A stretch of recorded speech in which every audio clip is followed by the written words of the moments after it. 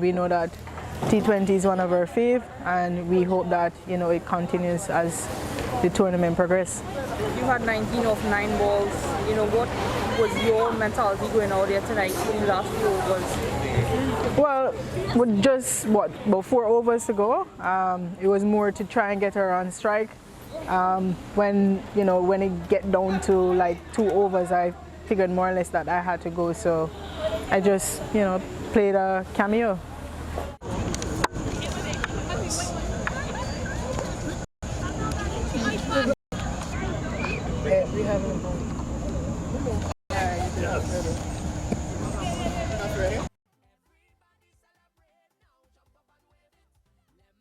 National Stadium at Providence in Guyana, located on the east bank of Demerara. It's cricket, West Indies Women's T20 Blaze, match number 6. A big one on tonight, Jamaica versus Barbados, 2 top guns in this tournament. And the players are already out in the middle, the umpires are there, and Jamaica will be batting because Barbados have won the toss and they've elected to bowl. Alongside me is Clyde Butts, a very experienced gentleman. Clyde, what an enthralling battle and contest on hand this evening. Good evening to you, Matthew, and good evening to listeners wherever you are. Yes, it's a very exciting game, I think, when one thinks that Jamaica is the defending champions and Barbados have just won the regional 150 overs. So this is a very important encounter for both sides, and both sides will want to come out here this evening with a victory. And I think in any team that's going to win today will have to play their very good cricket to win. So Barbados, they won the toss, and the captain called right, and she said, well, Jamaica have a bat. Connell will start from the far end, comes up, bowls to McLean. McLean is turning it down to the mid-wicket area.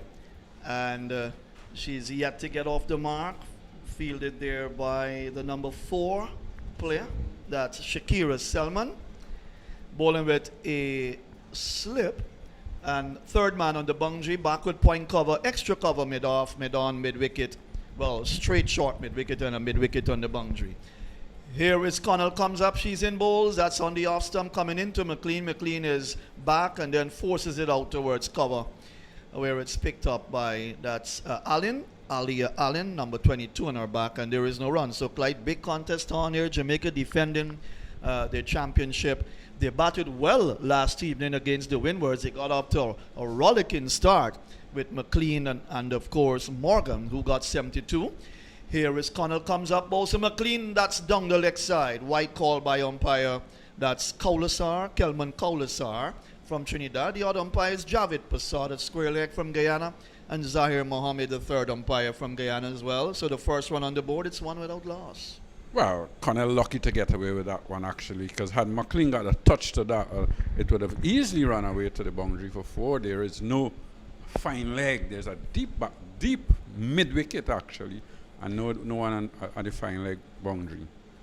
Jamaica playing the same side from last evening against the Windwards. There's a ball that tucks McLean up. She comes forward and plays it down on the onside of the pitch, and there is no run. So they would have left out Bukal, Waysam, and Ferron. So why not? You won last night, and you won in convincing fashion. The first wicket fell when the score was 123 for Jamaica last evening. Clyde, these 2 batters really performed well. Of course they did, and you weren't really tested in terms of the bowling. So here is a ball that's she's pulling. That's McLean coming down towards fine leg for 4 runs. So she came inside her stumps and she pulled it fine and got 4 runs. And again, a little bit of bad bowling there by Connell, but McLean able to pick up the boundaries, 5 without loss. Well, that was a short ball down the leg side. She was looking to hit it behind square on the leg side. Choked her a bit for pace, and it hit her as earlier than she expected. Got it fine, and it was able to run away on this quick outfield into the boundary for 4. Now, that's a little bit of a bad bowling. You've got a 3 on the leg side, no fine leg, and you've got to try and bowl as straight as possible. And Connell bowls a wayward delivery outside the awesome, so wide that it went even past the outer line. And that's another extra to the total. So 2 wides thus far in the first over. It's gone up to 6 without loss. So Barbados would have left out Shante Carrington, Alisa Scantlebury, that's a new player who came in for Rashida Gorin and Sharika Lopez. So their 11 is Alan Bruce, then Connell, who's bowling now, the very first over, Dottin, and the two Knight sisters, Matthews, the captain, Selman, Small, Tate, and Shea Carrington. Here is a ball outside the awesome that steered away. Nice shot down towards third man for a single where Bruce is out there on the third man boundary. So she gets another single now. She's gone up to 5. I make it. It's gone up to 7 without loss. And the thing about Connell and the Barbados captain, you would have liked them probably to start with a basic feel instead of having the woman on the mid wicket boundary. You would have probably preferred to see that person down to fine leg. So in case you stray, hitting the ball out to mid wicket, Connell is arguably the fastest bowler in the regional tournament in the region, and she's got some pace, she's got some height, she gets the ball to bounce a little, and it's easier to hit her down to fine leg than to a backward square or into a mid wicket position. Back to our mark now. We're going to have that's Jody and Morgan who will face up. A well played 72 last evening, 10 fours and 2 sixes in that knock against the Windwards. But this time it's a different kettle of fish in terms of the Barbados bowling attack. Considered obviously the strongest side in this year's tournament. Well, they won the 50 over title, so they retained their 50 over championship, and they're now looking to dethrone Jamaica. This is a big game on here. Here is a ball that makes a little height onto Jody and Morgan, and she's back, steers it out towards backward point. The first over comes to an end, 7 without loss, 2 wides in that first over. 5 to McLean, Morgan yet to score, Clyde, and Jamaica after a little bit of a start here, 7 runs in the first over. Yeah, that's a good start when you get 7 runs in your first over. There were a few bad deliveries, there were a few wides, one down leg side, one very wide outside the off stump. Your batting force, you would think you would take that as a start, and I'm sure if Jamaica would be thinking, if we can get this to 45, 50 runs in the 4-6 overs without losing a wicket, that means they can then launch. Right. So earlier today, match number 4, Guyana versus the Leewards. Guyana got up to 146 for 7 in their 20 overs. Campbell got 31, and Smart, opening the batting, got 20. Claxton picked up 2 wickets, and the Leewards in reply 123 all out. And the very last ball of their 20th over, Lieboard got 41, Parker 26, and Clark 18. And the spinners did well for Guyana. Millington, Giddins, and, well, in fact, Giddins, the fast bowler, picked up 3 for 11, and then Millington and Grimman got 3 wickets apiece. So Clyde, Guyana winning by 23 runs against the Leewards. Here is Bruce bowling the second over on the middle stump. That's played down towards mid-arm, and long on comes off the boundary to field. That's Selman. So McLean gets her 6th run. The score goes up now to 8 without loss, but again, Clyde in that 4th match this morning, Guyana winning by 23 runs. I think that was expected. What is good to see is that the Leewards actually put up a show. I think a lot of people were thinking that they were going to be rolled over quite easily, but when you can restrict Guyana to what 140 odd, and then get 100 yourselves, I think they're improving. Here is Shanika Bruce comes up, bowls, forward comes that's Morgan, and plays down towards extra cover, and there is no run. And then the 5th match, 2 p.m. Trinidad versus Windwards, affected badly by rain. We did have some rain today, Clyde, after some time. And the match initially reduced to 14 overs, and when the Windwards batted, they were 59 for 3, 9.4 overs when the rains came again. And their innings had to end at that stage. Here is a ball that's wide down the leg side, wide called by Javed Passar. The score goes up to 9 without loss. So the 2 opening fast bowlers for Barbados are not getting it right as yet. 2 wides from Connell, and now a first wide here from Bruce. 9 without loss. So Clyde back to that game, and then Trinidad needed 58 in 8 overs. They got up to 58 for 3, 7.5 overs, so winning by 7 wickets with 1 ball to spare on the Duckworth-Lewis calculation system. Here is a ball that's tucked into the leg side. They take a quick single to get Morgan off the mark. The score up to 9 without loss.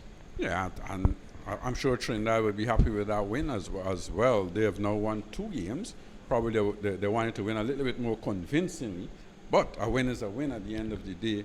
And they would be thinking, well, why not? We still have a chance in this tournament. Bruce, right hand over the wicket to McLean, gets the ball that comes back into her from wide of the off stump. She's back, chops it away down to the gully area, and she's kept on 6. 1 to Morgan, 10 without loss. And that ball actually swung back at McLean. McLean was looking to open up for that big extra cover shot off the back foot. It came back, and certainly she was lucky it didn't roll onto the stumps. Bruce comes up, McLean gets a ball that strikes her on the pad. What's happened there? She's bowled. She's gone bowled. So that ball must have, again, Clyde, that ball cut into her. And she didn't come forward enough and comprehensively bowled. So McLean is gone. That's a big wicket for Barbados here. They've removed the hard-hitting, experienced West Indian player. She's gone for 6. It's 10 for the loss of 1. Again, we see that big in-swinging movement from Bruce. The ball pitched up, swung in. McLean was looking for a big shot.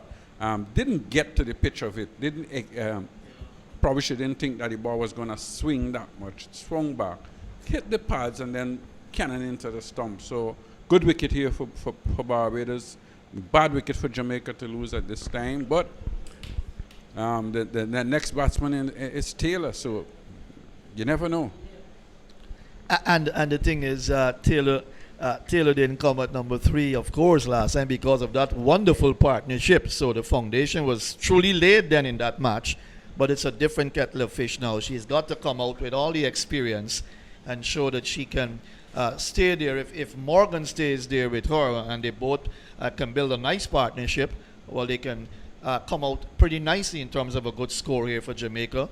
But losing McLean early in the innings for 6, 10 for 1 in the second over, that's certainly a big blow for Jamaica because they needed these two ladies at the top of the order to really give them a good start. But that hasn't happened. It's 10 for 1 now, and the captain is out there. Stephanie Taylor is out there, and she's got a wealth of experience under her belt. She faces up to Bruce, who bowls, gets a ball that comes into her and angling into the middle stump. She tucks it away to the short backward square area where Connell is, and there is no run. The over comes to an end, 10 for the loss of 1. It's CWI Women's T20 Blaze from Providence. Well, that was a very good over from Bruce. She got the ball to in-swing to the right-handers.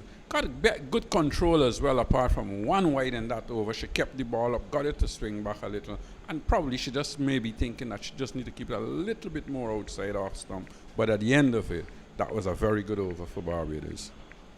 And Clyde, you go back to game 4 today, Guyana Leewards. I understand that the final wicket partnership with the Leewards yielded somewhat, John, 40-something runs, I believe? 46 runs. So that was interesting because there would have been 9 down for 100 or 99 thereabouts. Here is Connell comes up, bowls wide of the off stump, another wide called by umpire Kaulasar. It's gone up to 11 for the loss of 1 now. So 46 runs for that final wicket against the Leewards.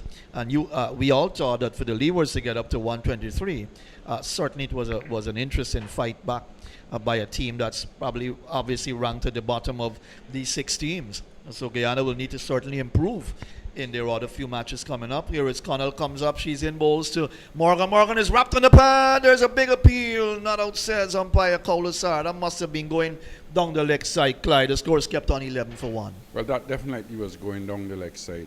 It was quicker, actually. It was a very quick delivery, and Morgan, I think, was late in coming down on it. But it was angled down the leg side.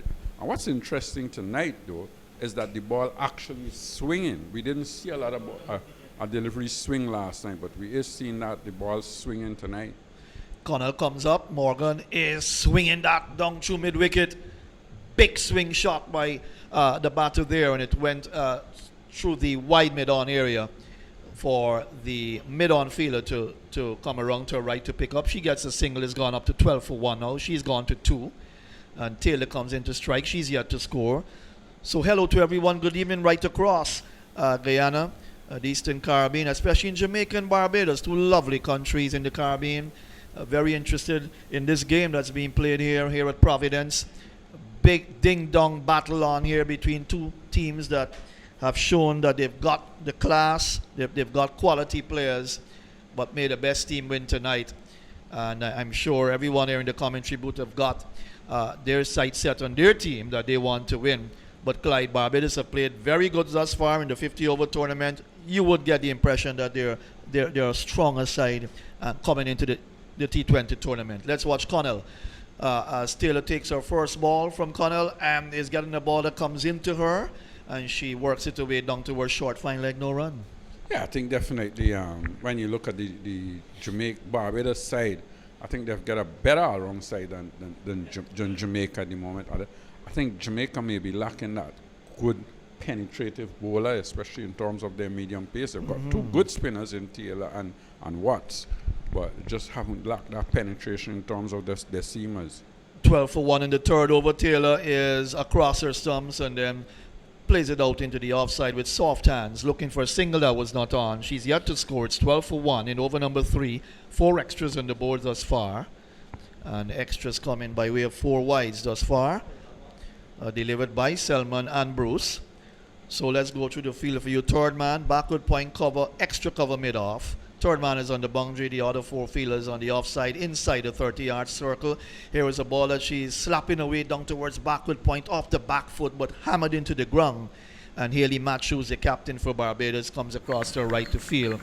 Taylor is yet to score, 12 for the loss of 1. And on the onside, there's mid-on, mid-wicket, straight mid-wicket, inside the circle and a short fine leg. And then you've got mid-wicket on the boundary. So the 2 fielders outside the 30-yard would be third man and mid-wicket on the boundary. Here is Connell comes up, bowls just outside the off stump. Taylor's across, plays it out towards the cover area, picked up by Alia Allen.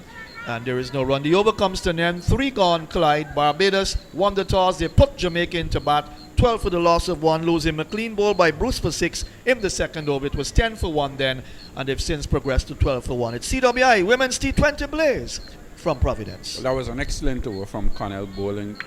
Just much straighter in this over, making the batsmen play, making them look to defend.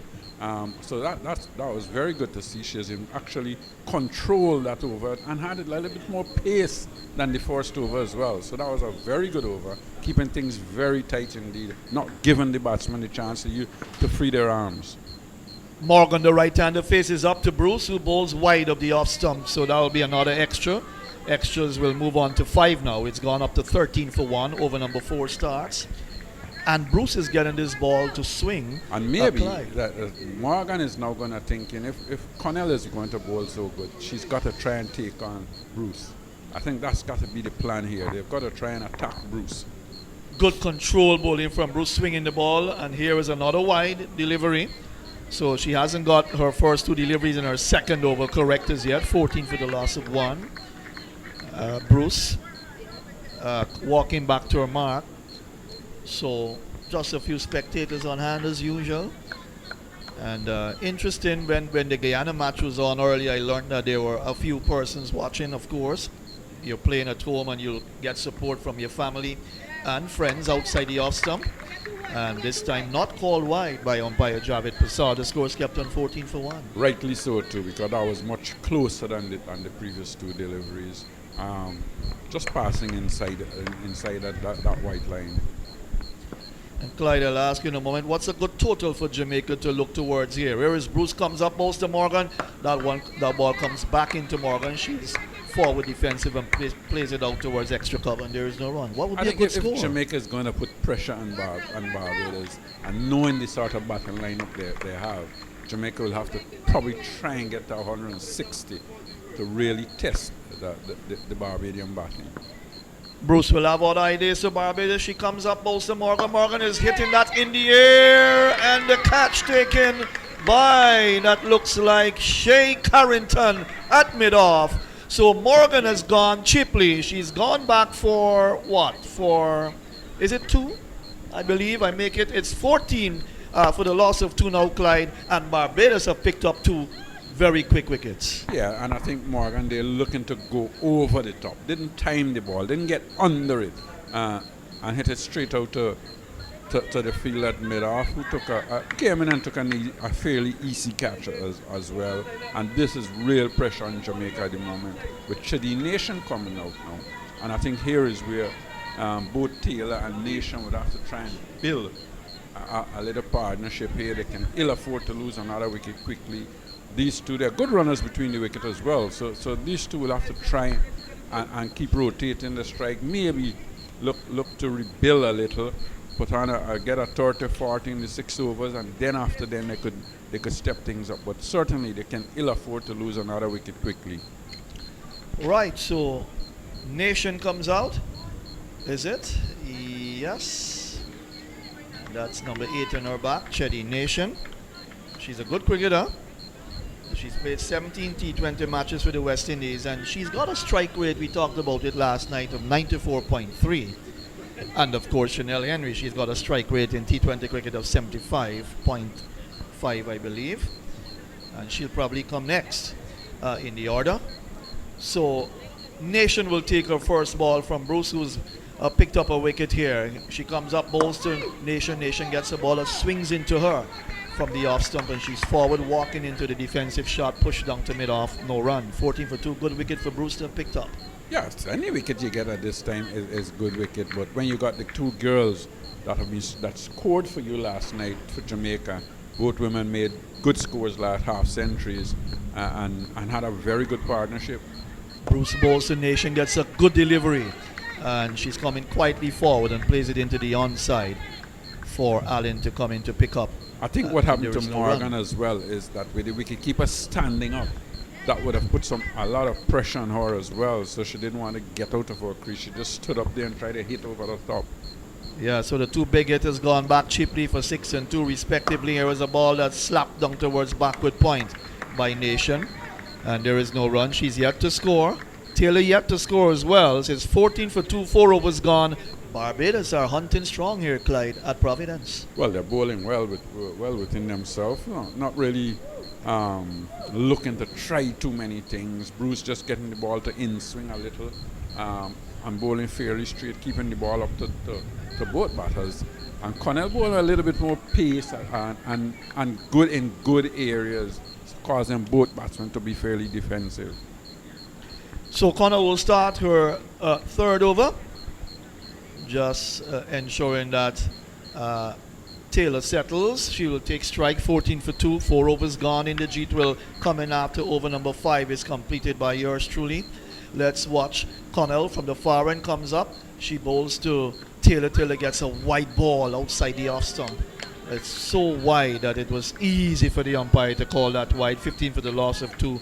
6 extras now, Clyde. It'll be all wide, 6 wides. I think Connell just striving for that extra pace. Obviously, she's bowling against arguably one of the best batters in the world, and maybe just thinking, well, if I can just get her out quickly, my team would be in a very good position to really dominate this game. And you cannot fault her for that. I think when you're bowling against one of the better batsmen in any cricket, you want to get them out as quickly as possible for your team. And the assistant coach of Barbados, former West Indies fast bowler Pedro Collins, is right below our commentary box here. Just looking carefully on as Connell comes up. She's in, bowls to Taylor. Taylor gets a ball that comes back into her. She's forward defensive, pushes it into the onside. And there is no run. This is good bowling here. When they get it on target, Clyde, it's certainly good indeed. 15 for the loss of 2. Just the wide sprayed around. 7 extras. 15 for 2 in over number 5. Nice conditions, of course. A bit of rain that fell today. Sharp, hard shower. Must have lasted for about 45 to 50 minutes. Here is a ball that again comes back into Taylor. She's walking across her stumps and then turns it into the onside. Good bowling by Connell. Yeah, that's excellent bowling. And what's different from the 50 overs when we saw Connell, she was bowling with 7-2 fields and bowling wide outside off stump, and batsmen were cutting her away.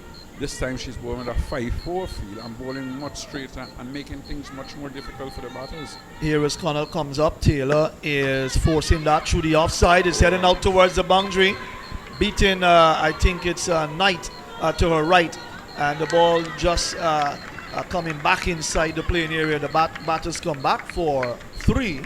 So 3 runs to Taylor to get her off the mark. Good chase there by 2 fielders. A nice bit of work done in the deep. 3 runs to Taylor. She gets off the mark. It's 18 for the loss of 2. And even then, I don't think Taylor timed that pretty well. It bounced a little higher than she actually expected. Got it in the gap, though, and was able to get 3 runs. Good running between the wicket. And good fielding out and a good dive by Knight to save that extra run. Right, just a little push and it beat Kishona Knight to her right. Let's watch. Connell comes up, bowls. That's outside the off stump. That kept a little bit low as it went through to Kaisia Knight, the wicketkeeper. She missed the shot, looking to maybe just push it into the offside nation. And the score is kept on 2. She 18 for 2. She's yet to score. Well, there was no foot movement there from Nation. She was just standing there and hanging the bat out to dry, probably looking to run that down to a third man area. So Chedi Nation, 17 one-day internationals for the West Indies. She settles, taps away the crease. Here is a ball on the off stump and she's forward. Checks the shot nicely as she pushes it down to mid-on. Very watchful indeed as the ball bounces away out towards Charlene Tate at mid-on, and there is no run. 18 for the loss of 2. So you've just joined us. Barbados won the toss. Matt Hughes called Wright, the captain, and she said, well, Jamaica have a bat. We want to chase tonight. Let's see what you can put on the tins for us. Here is Connell, comes up, bowls to Nation. She's wrapped in the pad, coming right across her stumps, and the ball bouncing away to the forward square area. She gets a single, and the total has gone up to 19 for the loss of 2. 5 overs are being completed with McLean bowl Bruce 6 in the second over. Morgan caught at mid-off by Shea Carrington off the ball. Now Bruce for 2, 14 for 2 then, 18 for 2, 19 for 2 actually. 5 overs have been completed, Clyde. It's CWI Women's T20 Blaze from Providence. More from you, Clyde, and then it will be Inderjeet. Well, after the first over, the Barbadians bowlers have really improved and they've controlled things very well. Connell has come back after that first over when she would give away a boundary and bowl fairly tight, fairly straight, and keeping things very tight. Over number 6, this is short outside the line of the off stump and signal wide by umpire Passad. So one more to Jamaica. They are now on to 20 for the loss of 2. And Clyde, this has been terrific bowling by the Barbados ladies. Connell from the southern end, and we're watching Bruce from the northern end.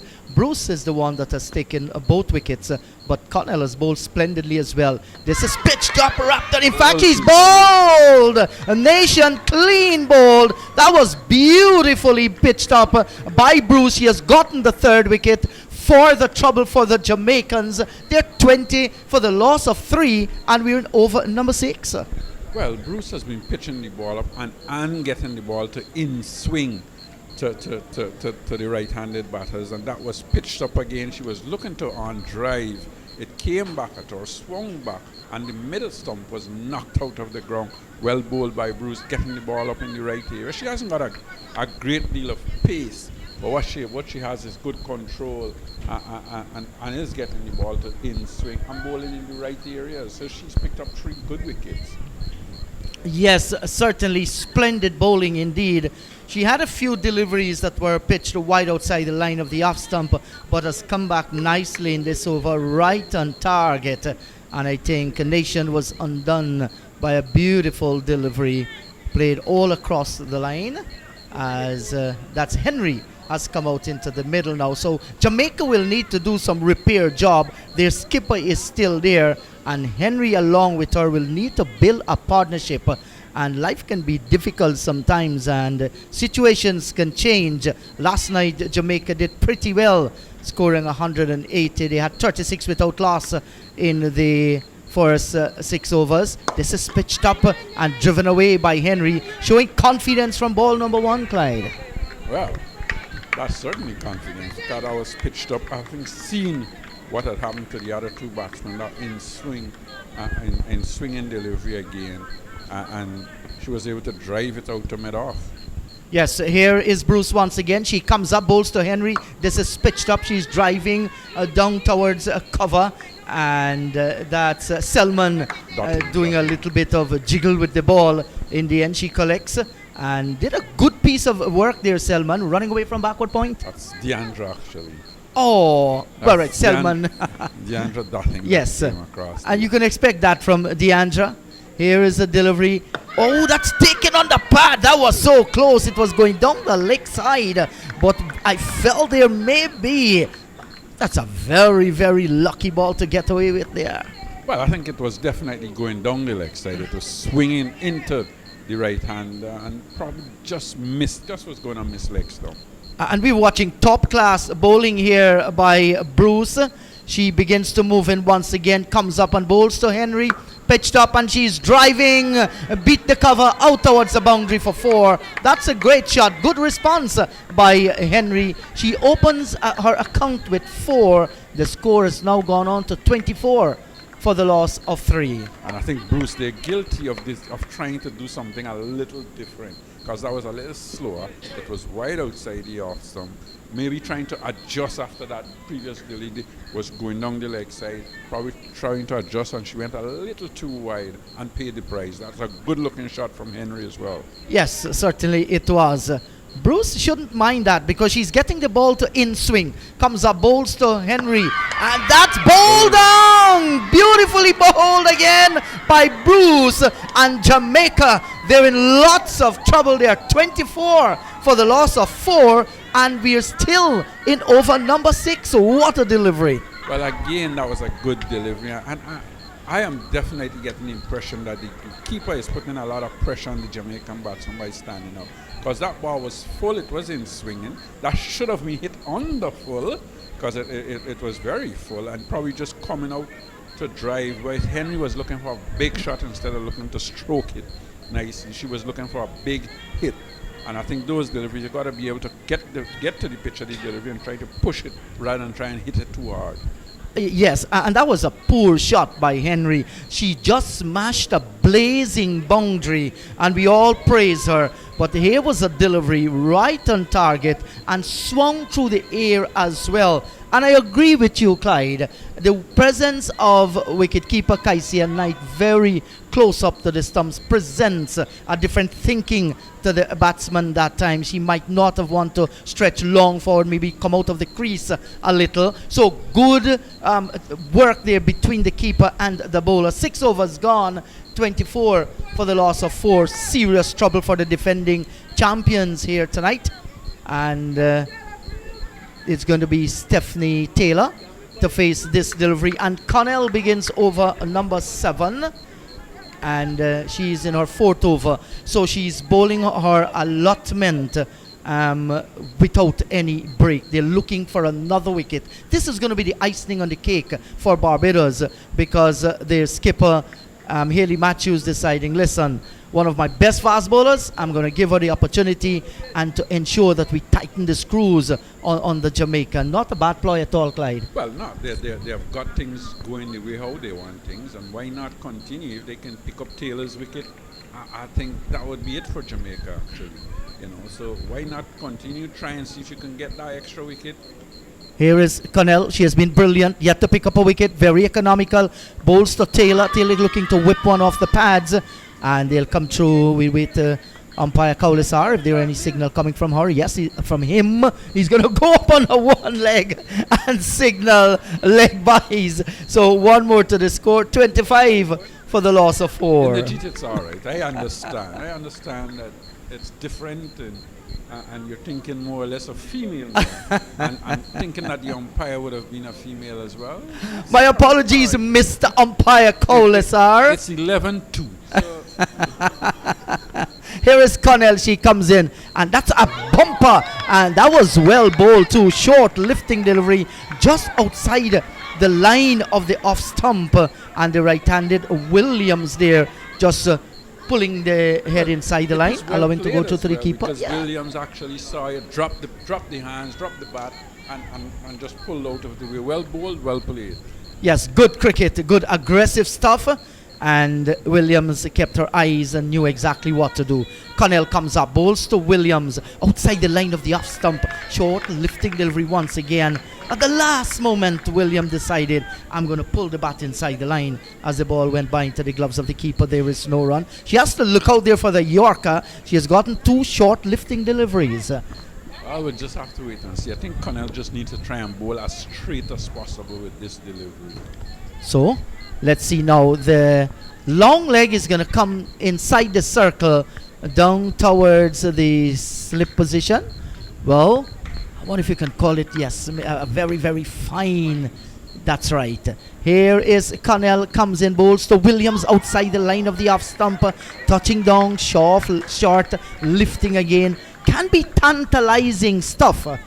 Well, the thing is, with deliveries like that outside the off stump, you cannot defend those deliveries. Either she's going to try and be aggressive or let them go.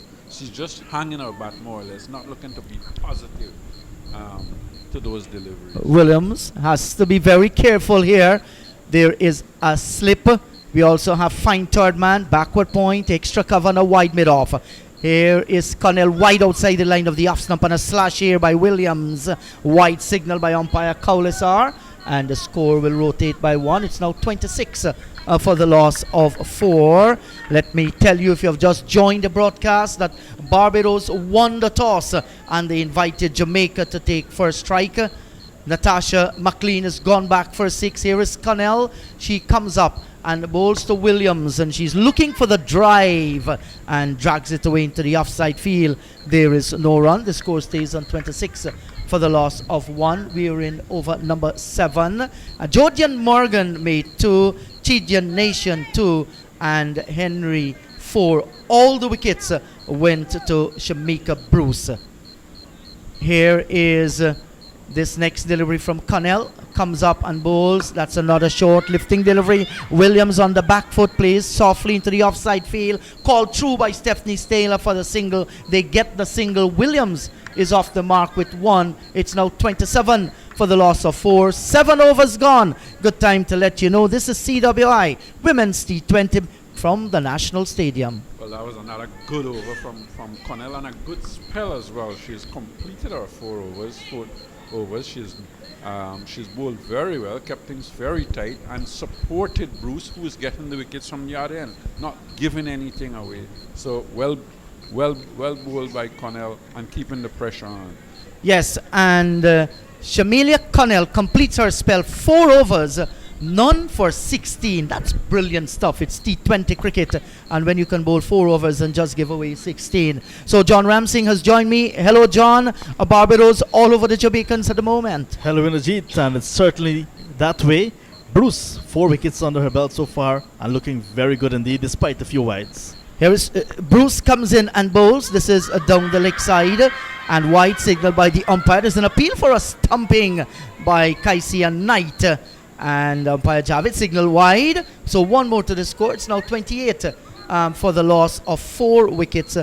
Last night was such a different game for the Jamaicans, and tonight they have come out in the middle. Not the same story. Yeah, most definitely. Yesterday is gone, so they had to start from 0 again.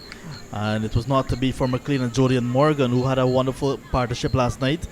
But Henry, she tried. She got a boundary.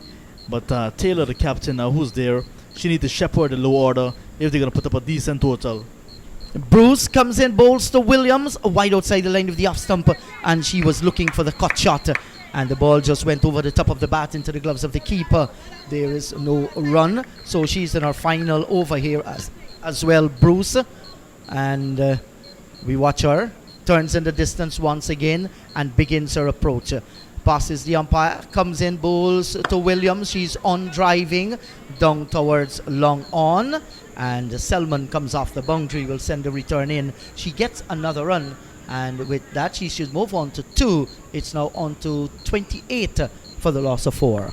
Yes, she got a single off the last ball of the previous over, and I don't think that the Barbados team would have minded that very much because the way she was playing to Connell in the previous over. But this time she looked like she has much better technique to Bruce, who's in swinging it to her. Bruce comes in and bowls to Taylor, and she's coming forward and cover driving down towards extra cover on the boundary. The return comes in and they will get the single. So 1 to Stephanie Taylor. She now moves on to 5. It's now 29 for the loss of 4. And if Jamaica is going to come out of this hole that they are in, they need a partnership, and they need it now. Most definitely. City captain Taylor, she's experienced, and she would have been in this situation many times before, and she just needs to apply herself and bat deep. Here is another delivery, and this is nicely turned down towards the backward square by Williams, and they will go back as the return comes in and complete 2 good looking runs. So William with that 2 will now move on to 4, and that will take the score on to 31 for the loss of 4. And they're showing the ability now, Williams, to work the ball into the gaps, and that is exactly what they need to do, because at the end of this over, you can expect Haley Matthews or Deandra Dutton. So the pressure is going to be relentless on the Jamaicans. Here is a delivery that is well pitched up, taken on the pad. An appeal ask of umpire Javid Passad, but that was clearly going down the leg side. The score stays on 31 for the loss of 4. Some good deliveries being bowled by Bruce. Shanika Bruce in her final over in this spell as well, and been targeting that stump. A few times she wandered outside the leg stump because of that in-swinging action that she has and that natural line of delivery. She has sent down 5 wides, but other than that, she's been very economical as well. Bruce comes in, bowls to Williams, and she's on driving. That's a lovely looking shot. Good timing as well. Down towards long on. Selman collects. They get the single. 8 overs gone. At the end of 8 overs, Williams is on 5. Stephanie Taylor, she too has 5. It's on to 33 for the loss of 4. This is Cricket West Indies Women's T20 Blaze from the National Stadium in Guyana. So now Bruce has completed her spell as well, and just like Connell, she has given away 16 runs, but the difference, she has picked up 4 wickets. So Bruce, 4 overs, 4 for 16. Wonderful returns indeed. And because in the G they have some moisture in the air, we had some rain earlier and a little bit of dew as well tonight. And because of that extra humidity in the air, she's getting some extra assistance in the air, and well bowled to Shamika Bruce. Yes, congratulations to her. She was asked by her skipper to bowl from this end. That's the northern end of the ground. Complete her spell. Brilliant bowling. She's going to feel happy. Her team is going to feel happy. And of course, her country, the land of flying fish, Barbados, they're going to feel extremely happy as well. Good start. And now we're going to have a change in bowling. That's right. Shakira Selman has been introduced into the attack. Her opening partners have certainly set high standards which she will like to maintain. Over number 9 is about to begin, and Selman will be bowling to the right-handed Williams. She comes up and bowls to Williams, and this is outside the line of the off stump and chopped away. Will bring cover away from the boundary. That's Alain. The return comes in and they get the single. So good start, getting a run off the first delivery. It's now on to 34 for the loss of 4. And the little partnership developing. It's now 10 runs. Taylor on 4 and Williams on 6. Williams started a bit nervous when Connell was bowling. I guess the extra bounce and a little bit extra pace as well had her a bit uneasy. But she settled down nicely and is actually looking to build a partnership with her captain, which is going to bring this game into a competitive one. Yes, and here is a drive by Stephanie Taylor down towards long off, and the Jamaican skipper gets another run. So she's just bidding her time. She's doing the good thing, rotating the strike. She gets a single. She will now move on to 6, and that will take the score on to, is it 34, John? 35 for the loss of 4 in over number 9. You watch the Guyana game here today, John. Yeah, that was an entertaining game to start things off in round number 2 today. And in the end, the Guyana team came out with a victory by 23 runs. This is outside the line of the off stump, and they're going to come through for the run. The return from the keeper goes towards the non-striker's end, and by signal by umpire Kaulisar. So 1 more to extras. It's now on to 36 for the loss of 4. Yeah, so it was, like I said, entertaining. The Leeward Islands last pair, they got together at 77 for 9. They were not going to win that game from there on, really, but they really gave it a good effort, and because of that, they entertained a nice little crowd that gathered in the morning at Providence. Here is a nice flowing cover drive down towards short extra cover. There is no run. Has the Guyanese improved in their fielding, John? The fielding continued to be the biggest problem, in my opinion. They batted well despite the early loss of Shemaine Campbell for 31 and Smart for 20. The other batters, they chipped in and they got to me a respectable total of 146 on the board. And this is a good delivery, but well played by Stephanie Taylor. Very soft hands. Dropped it away down towards short cover. She gets another run. Will now move on to 7, and that will take the score on to 36. 37 actually for the loss of 4. And I saw you posting up on Facebook promoting West Indies women's cricket. Some beautiful babies. I think there were about 30 of them with some adults coming all the way from Myconi to watch the game. Yes, they came from Murtis Nursery. Yeah. And they were having fun actually. Here is a delivery that was well pitched up, and Williams is cover driving down towards a lane on the cover boundary. And Williams, she gets another run, and that will take the score now on to 38 for the loss of 4. The over comes to an end. 9 overs gone, 38 for the loss of 4. Jamaica just beginning to fight back. Yeah, it's definitely a nice partnership in the making for Jamaica. What they need at this time, indeed, from the captain. The run rate is not a big one, of course, because they've lost a number of wickets. 4.22 so far, 38 after some 9 overs. But because of this partnership, it's going to encourage them. And if they can build on it, they can put up a decent total and make a match out of this one. Yes, and Haley Matthews will pick the bowling up from this end. So we're going to see some off spin for the first time. And she's a top class off spinner, Haley Matthews. The best all-rounder in the women's Super 50 competition. She did a terrific job leading Barbados to retain that title. And now it's going to be for the pressure for the Jamaicans. Williams is in strike, and we're in over number 10, the halfway stage. Here is Matthews. She comes in and bowls to Williams. She's coming forward, rolling the wrist nicely on it, plays it down towards mid-on. There is no run. And you also watched the Trinidad and Tobago game against Windwards too. Oh, that was a bit of a cat and mouse situation with the weather. In the end, we got a game. Here is Matthews, comes in and bowls. This is a hiked away down towards mid-wicket, and the fielder runs away from the mid-wicket boundary and sends the return in. They get 2 more, so 2 more to the score. That will take it now on to 40 for the loss of 4 wickets. So the runs are beginning to come now, not in boundaries, but they're scoring their singles and they're picking up the occasional 2. Here is Haley Matthews once again. She comes up and bowls to Williams. This is a short ball, and she's pulling this one around down towards forward square. The return comes in, and Williams, she gets another run. The scoreboard has her on 9, is that correct? 10. She actually has gone into double figures. She has now gone on to 10, and that will take the score on to 41 for the loss of 4 wickets in over number 10. That match had to go under the Duckworth and Lewis system between Trinidad and Tobago and the Windwards. Yes, it was heating up to be a competitive game on paper, with Trinidad and Tobago looking to go for their 2nd consecutive win. But just after the toss, which was delayed marginally, the rains came, and then when the Windwards batted in their innings, which was reduced to 14 overs, just after 9.4 overs, the rains came again, and it brought an end to their innings. And then Trinidad were asked to get 58 from 8 overs, and they got there with 1 ball to spare. This is down the leg side. There's a loud appeal, and Stephanie Taylor has gone. Has she been caught behind? Well, we just have to double check that one, but she didn't hesitate at all.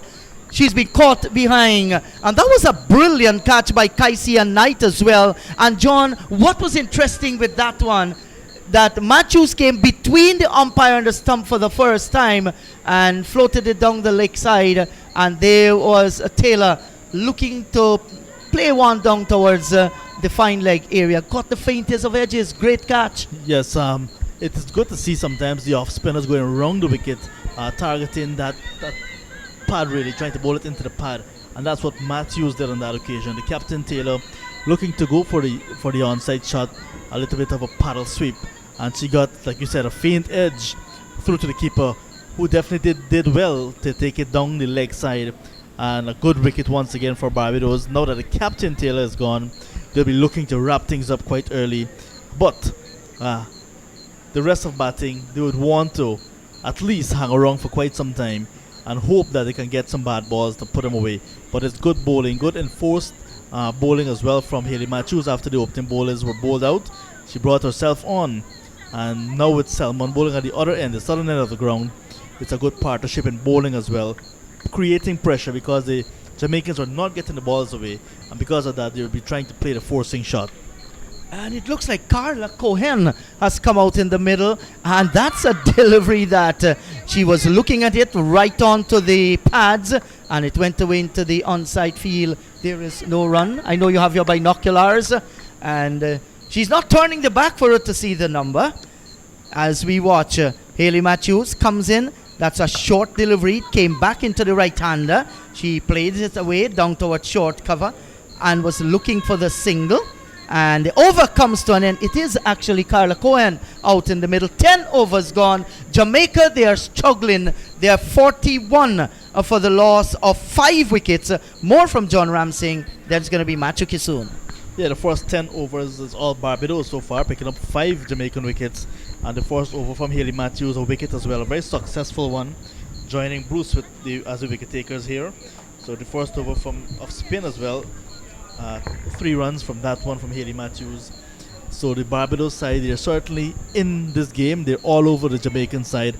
Jamaicans, mind you, are the defending champions. They won their opening game last night, and this time around it's a totally different ball game altogether. And so far, it's all Barbados. Hello, Matthew. Hi, John. Here is Williams is nibbling outside the off stump to Shakira Selman's next over. From the far end, over number 11 starts, 41 for the loss of 5. I almost said Bruce Almighty, you know that movie, but it was Bruce who picked up the first 4 wickets. McLean, Morgan, Nation, and Henry, and now Matthews chipped in and picked up. Captain picking up captain. So really the Barbados side have shown that they're number 1 in this contest. Here was a ball that's lifted over the extra cover area by Williams. The fielder comes off the boundary. That's Alia Allen. And they come back for 2. So 2 more to Williams. She now moves on to 12. The total up to 43 now for the loss of 5 in over number 11. McLean went for 6. It was 10 for 1. Morgan went for 2. 14 for 2. Nation went for 1. 20 for 3. Henry Bowl Bruce 4. 24 for 4. And Taylor went for 6. So it's 43. Here was a ball that squares her up as she pushes it into the offside down towards extra cover where Kishana Knight is, and she gets a single. 1 more to Williams. She's now gone up to 13. The total up to 43, is it? 44 actually for the loss of 5. So the scoreboard behind by 2. But John Ramsing, our efficient man here, technical man, along with Latif, they've got it right. 44 for 5 in over number 11. But certainly Jamaica really in a horrible position here, knowing that they're the defending champions, but they've got more matches to play. This is round 2 coming to an end tonight. Let's watch. Selman comes up. She's in bowls to Cohen. Cohen is on the back foot, pushes it into the offside, takes a quick single. The return comes into the bowler's end, misses the stumps. That was an effort there by Kishana Knight. And then the ball not tidied up at the mid-on area. It came down towards long on, and the batters came back for 3 runs. So 3 to Cohen to get her up and running. She's off the mark, if I'm correct. And the total up to 47 now for the loss of 5. So we want to say hello to Inderjeet. That's Angie, the 2-year-old. She's watching on YouTube saying hello. That's his granddaughter, Inderjeet's granddaughter, saying hello to everyone. Wow, so nice. 2-year-old watching on YouTube, would you believe it? She's probably going to be a wonderful cricketer for Guyana later on. Here is Selman bowls on the off stump. That's pushed away through cover. Runs here for, that's Williams. She gets 1. Good quick fielding by Allen coming in from cover on the boundary. The total moves up now to 48. I make it for the loss of 5. John will tell me the individual scores. I think Williams is on 14. And 3 to Cohen, who comes back into strike now. Both right-handers. Let's watch Selman. Comes up, she's in bowls to Cohen. Cohen is looking to play a ball down the onside, and bounces away behind her to be tidied up by Casey Knight, the wicketkeeper. It's 48 for the loss of 5. Over number 11 comes to an end, John. It's CWI Women's T20. Blaze from Providence. Let's hear some more from John. Over number 11 is just like over number 1. So those are the 2 most productive overs for Jamaica. They got 7 runs from each of those overs, but just 48 on the board, 5 wickets down. The only batsman in double figures is Williams, who's actually at the crease. No other batsman into double figures, which means Barbados really in control of this one.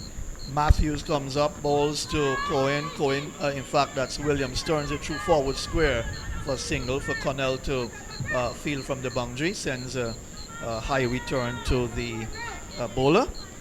So Matthews in her second over. She's picked up Taylor caught down the leg side. Little nick onto that, and Knight took a lovely catch. She went for 6. It was 41 for 5 in the 10th over.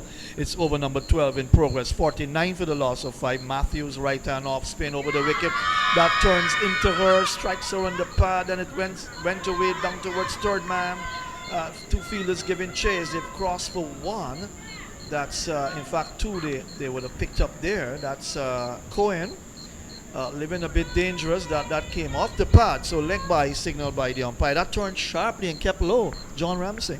Yes, and I was thinking perhaps bat there because that would look very good. Yes. Umpire Javid, he thought otherwise, but Haley Matthews did very well to hit the batsman in front, but umpire Javid said not out. So the 50 coming up, 51 for the loss of 5 in the 11th over. Matthews bowls. She's back and is bowled. Oh, she's gone, bowled. And that looks so easy. And so the batter has gone there. That's Carla Cohen looking to give herself some room and cut the ball away, John. She missed the shot.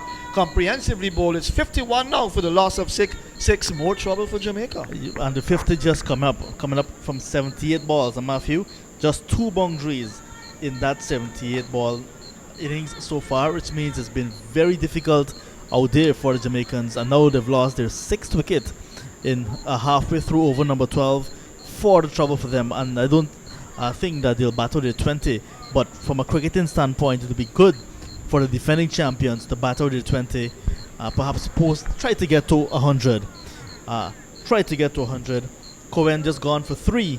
Bowl of the bowling of Captain Matthews, who now picked up her 2nd wicket, and certainly looking to wrap things up early. 2 big teams clashing tonight, so basically what would have happened at the end of the night, one of the big teams would have fallen, and so far it looks as if the Jamaicans, the defending champions, may very well be the losing side tonight based on what we're seeing so far. So let's watch Matthews bowl. That's edged away. That's going to come down fine towards the third man boundary for 4. So Jerona Walcott, the new batter, she's off the mark. Just pushed the batter, it got the outside edge, and it came all the way down towards third man for 4. She's off the mark, John. It's gone up now to 55 for the loss of 6. Well, they will welcome the runs anyhow, Jamaicans, and that ball was nice and shortish, and she just got the thick outside edge, and it went down despite a little bit of rains earlier on this very fast outfield here at Providence, and she got a boundary to get off the mark. Cheeky, but they will welcome the runs anyways. Haley Matthews continues to bowl a very nice line and length, giving the ball lots of air really, and hoping that the batters would make their mistake. On that occasion it almost carried, but there was no slip in that time, but now there's a slip in place. Strikes her on the pad going down the leg side on this occasion, so that slip is in place there. 55 for the loss of 6. But I really like how Matthews has marshaled her force as well. She bowled out her 2 fast bowlers right through, 4 overs apiece for them. Connell 4 overs, no maiden, none for 16, and Bruce 4 overs, no maiden, 4 for 16. Here is a ball that's given some air. That's in fact that came off the inner portion of the bat. She was looking for a drive through the offside and came down towards fine leg for 4. And let's see, that's buys, is it? So 4 buys signaled by umpire Javid Prasad. The keeper missed it, and that ball turned again and missed by Kaisia Knight. It's 59 now for the loss of 6 as the over comes to an end. 12 overs gone, 59 for the loss of 6. It's CWI Women's T20 plays from Providence. Sharp turn for Haley Matthews there, beating not only the batsman and the wicket, but also the wicket keeper down the leg really, but of course between the batsman and the stump, and went into the boundary for 4. So extras as well contributing to this total. Extras so far 18. So because of that, Jamaicans now 59 for 6 after 12 overs. But it's not easy going for them because Haley Matthews and Shakira Selman, and before that Bruce and Connell, they're really bowling really nice here tonight. So let's watch Selman. She comes in from the far end. She's up there now, bowls to Williams. Williams is forward, pushes it out into the offside, takes a quick single. Take her total up to 15 now, and it's 60 for the loss of 6. She's gone up to 16, in fact. So the board is 1 behind for Williams. Don't rob these girls of runs. They need a lot, Jamaica, the land of wood and water. And the batters with wood in their hands need to ensure that the wood speaks when the ball comes onto it. 60 for the loss of 6 in the 13th over. I prefer to stay the land of reggae. Bob land Marley. of reggae, land of wood, water, and reggae. Here is Selman, comes up, bowls to Walcott. Walcott is across her stumps and then plays back to Selman on the offside of the pitch. 60 for the loss of 6. Hello to everyone in Jamaica. That's a lovely country I've been to, and certainly they'll be following with a lot of interest. This match probably has the most interest than the others, but if Jamaica go down tonight, certainly the tournament, the complexion of the tournament will change. Here is Walcott driving down towards mid-off. She can't beat Connell at mid-off, who comes around to her right to field. It's kept on 60 for the loss of 6. McLean 6, Morgan 2, Nation 1, Henry 4, Taylor 6, and Cohen 3. No one getting into double figures in terms of those 6 wickets to have fallen. And so far, Williams, she's the only batter into double figures. She's on to 16. 4 to Walcott, who's on strike. Let's watch. Selman comes up. She's in bowls on the off stump. She's driving down towards wide mid-on for the fielder to come around to her left to pick up. And the score is kept on 60 for the loss of 6, John. You look at 6 wickets falling. What would be a total in your mind now with those 6 wickets that have gone? With 6 down, this is over number 13. If they get to 100, I think that would be very good. It's still T20 cricket. 4 fielders are out of the 30-yard circle, and if they chance themselves, they should back themselves for 100 at least. A ball on the middle stump. She actually backs away and then gets bat onto it. The ball comes down towards the short third man inside the circle, and there is no run. But I had that in mind as well, 100. Yeah, they're the defending champions, so they must show that they can, despite their backs against the wall, and will be able to come out fighting. And with a partnership, if they can build a partnership, this one is 9 so far between Walcott and Williams. If they can add to that and maybe start to get the boundaries, you never know. Here is Walcott on driving down to long on for 1. And it's not that you have accomplished batters to come, but I guess they can all hit the ball around, pick up the ones, the twos, and the odd boundaries. The over comes to them, 61 for the loss of 6. 16 that's Williams, 5 to Walcott. 13 overs gone, John. It's Cricket West Indies Women's T20 Blaze from Providence. Quite interesting as I look down to the score sheet, Matthew. All the wickets tonight that have fallen, they came from the media center and the top end, the northern end of this ground. So far with Bruce and now Matthews picking up all of the wickets. Quite an interesting observation, Matthew. Yes, certainly. 4 wickets, the first 4 going to Bruce. I love the way she bowled. Not a lot of pace, but she swung the ball into the right-handers and was able to prize out 4 scalps very cheaply indeed. I thought she bowled with good control, with the exception of the few wides that both herself and Connell bowled. Really, Bruce stood out amongst the bowlers thus far. And Hayley Matthews has certainly come on and done her part as well, removing the captain and then Cohen cheaply as well. So she starts her 3rd over and she comes in now to bowl to Walcott, and to this delivery, Walcott gets the ball on the off stump, turns into her. She's forward, pushes it down into the cover area. Matthews sprints away to her left, picks up, rifles the return to the bowler's end, misses the stumps. Nicely backed up by Kishonna Knight at mid-on, but she got the single, so she came through for 1. She's gone up now to 6. The scoreboard says it's up to 63 for the loss of 6. Start-stop situation between Walcott and Williams. Eventually, Walcott went through for it, and the bowler, Matthews, she did not really look at where she was throwing. She just pick up and rifle the return, but she was very close indeed. Williams is on strike, and she's lifting that nice shot down through the mid-wicket area in the air, down towards Aliyah Allen, who feels well on the boundary, sends a return, 1 bounce back to her captain, 1 more to the total. She's gone up to 17 now. It's 64 for the loss of 6. And once they bat and continue to get a measure of the pitch and the bowling, they can be able to pick up some boundaries. Walcott gets a ball, strikes her on the pad, loud appeal. That one was turning into her, kept a bit low, but that was going to go down the leg side. The score is kept on 64 for 6. Not even Matthews appealed for that one. Solitary slip. There is a backward point cover and a mid-off on the offside. Matthews comes up, bowls to Walcott. Walcott is bowled. That was through the gate of Walcott. She came forward looking to push it into the offside, and the ball turned and nipped the off stump. And so Walcott is gone, bowled by Matthews for 6, I make it. And the total now, with the 7th wicket going down for Jamaica, there's 64 for the loss of 7, John. They're probably not going to get up to that 100 at all. Yes, not a good delivery once again from Haley Matthews. Some air and also getting some turn off of this Providence track.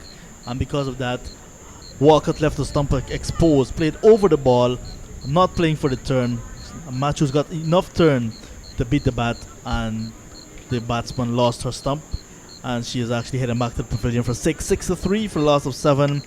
Yes, that 100 looking a very far away now. And because of that, the last few batsmen to come out will hope that they can just hang on, perhaps to battle with the 50 overs. But that is an uphill task as well. Yes, and John, you know what's interesting is that you're facing up to a high quality side in Barbados. They're strong with their bowling, and then they've got the likes, I see Clyde is back now with me, Clyde, and they've got the likes of Dottin and Matthews who can bat well.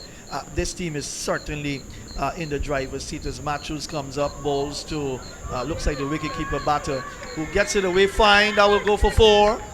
So she clips it away. Nice shot by the wicketkeeper. That's Sanford, Tamika Sanford, number 29 on her back.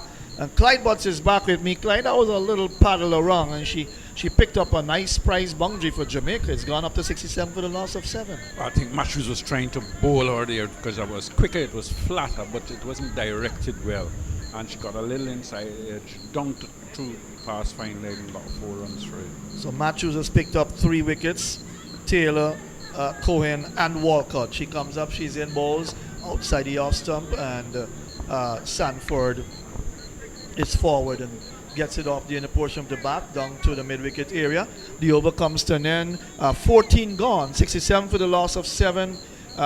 17 is Williams, 4 to Sanford and Clyde, with CWI Women's T20 Blaze second round coming to an end this evening here at Providence. Jamaica being rocked back terribly since from the very first over. Yeah, I think there's no doubt that the Barbadian bowlers have bowled pretty well. They've kept things fairly tight. They've done the simple things and done them well. I don't think they tried too many things, just bowl in the right areas, and they got the results. I think Bruce, in our earlier spell, bowled just outside off stump, got the ball to swing a little, and troubled all the batters that batted this evening while she was bowling. Right, so Dottin will come in for a stint. So Matthews has bowled what? 3 overs. 3 for 14. No maidens, 3 overs, no maidens, 3 for 14. And Selman has bowled what? 3 overs, none for 13. So they've all bowled well, Clyde. They've all chipped in and have done their part, the bowlers. Let's watch Dottin from the far end. Comes up, she's in, bowls to Williams. Williams is off the back foot and then punches it out towards extra cover. Picked up by Kishona Knight. And one more to Rashada Williams. She's gone on to 18 now, 68 for 7. As Tamika Sanford, the wicketkeeper for Jamaica, comes in to strike. She's on 4, 68 for 7. Over number 15 in progress. So the overs are also moving away from Jamaica. That's wide outside the off stump by Dottin, and looking for a little bit of extra pace on that occasion. Deandra coming into the attack, very experienced cricketer Deandra Dottin, 91 T20 matches for the West Indies on her belt. She's got 39 wickets at the international level. Comes up, she's in, bowls to Sanford on the middle stump. Sanford inside her crease.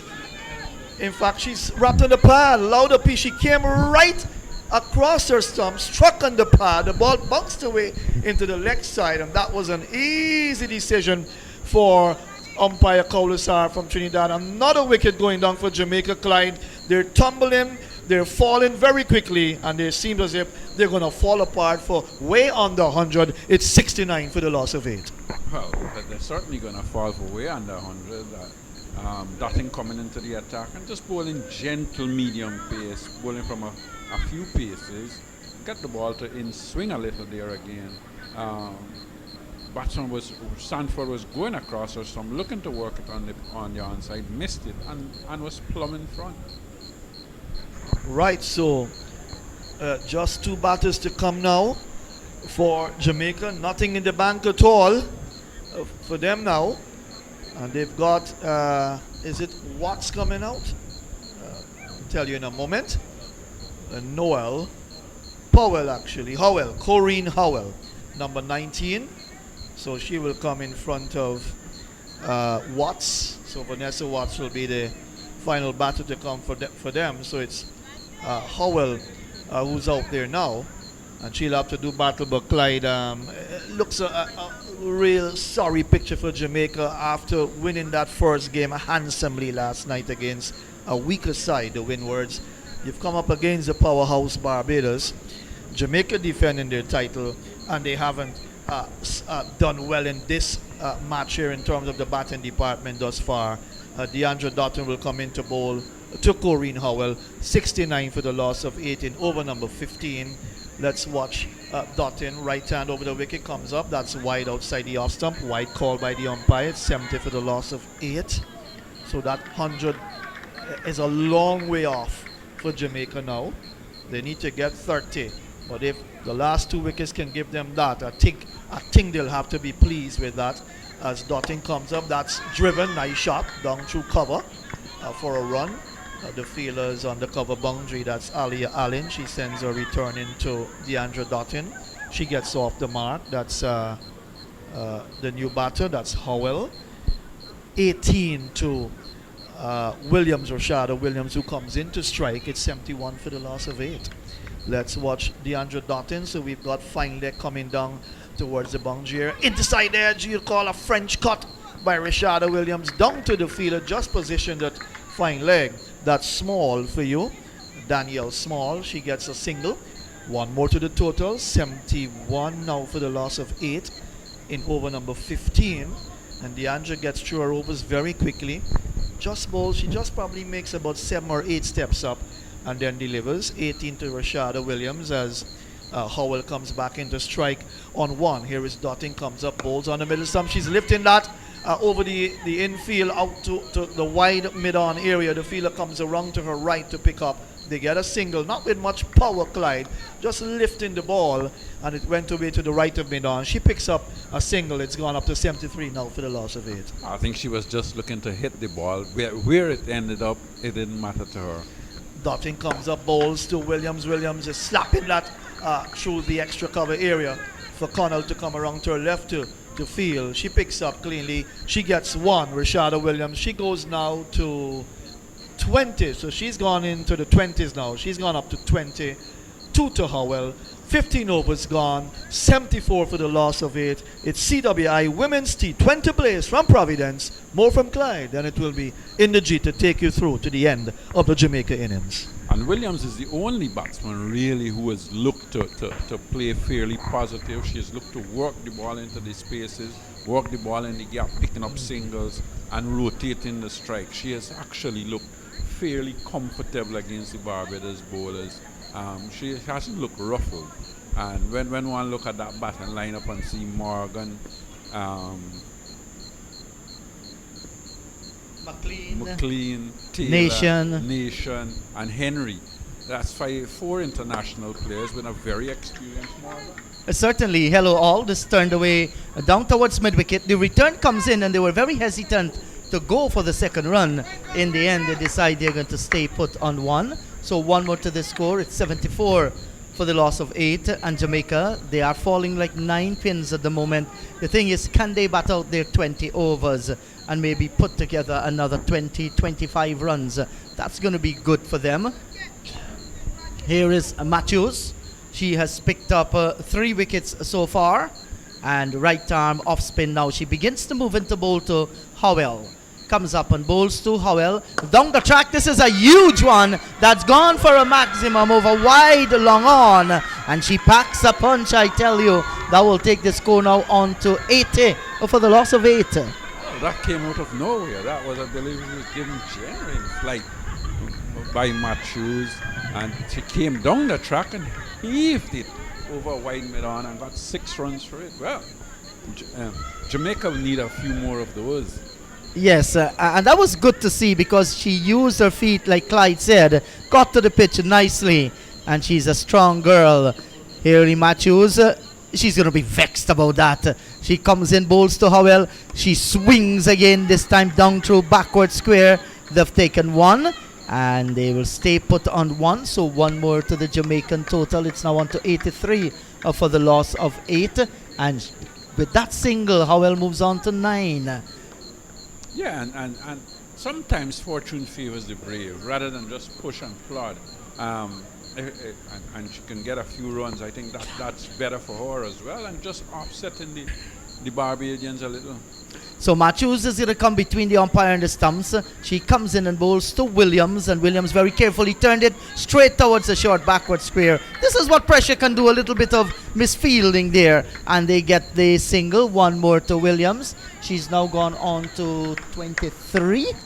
22 actually, she's on 22. The score is 83 for the loss of 8. So they'll be looking to get to that 100. Back comes Howell in strike, and the battle continues with Matthews.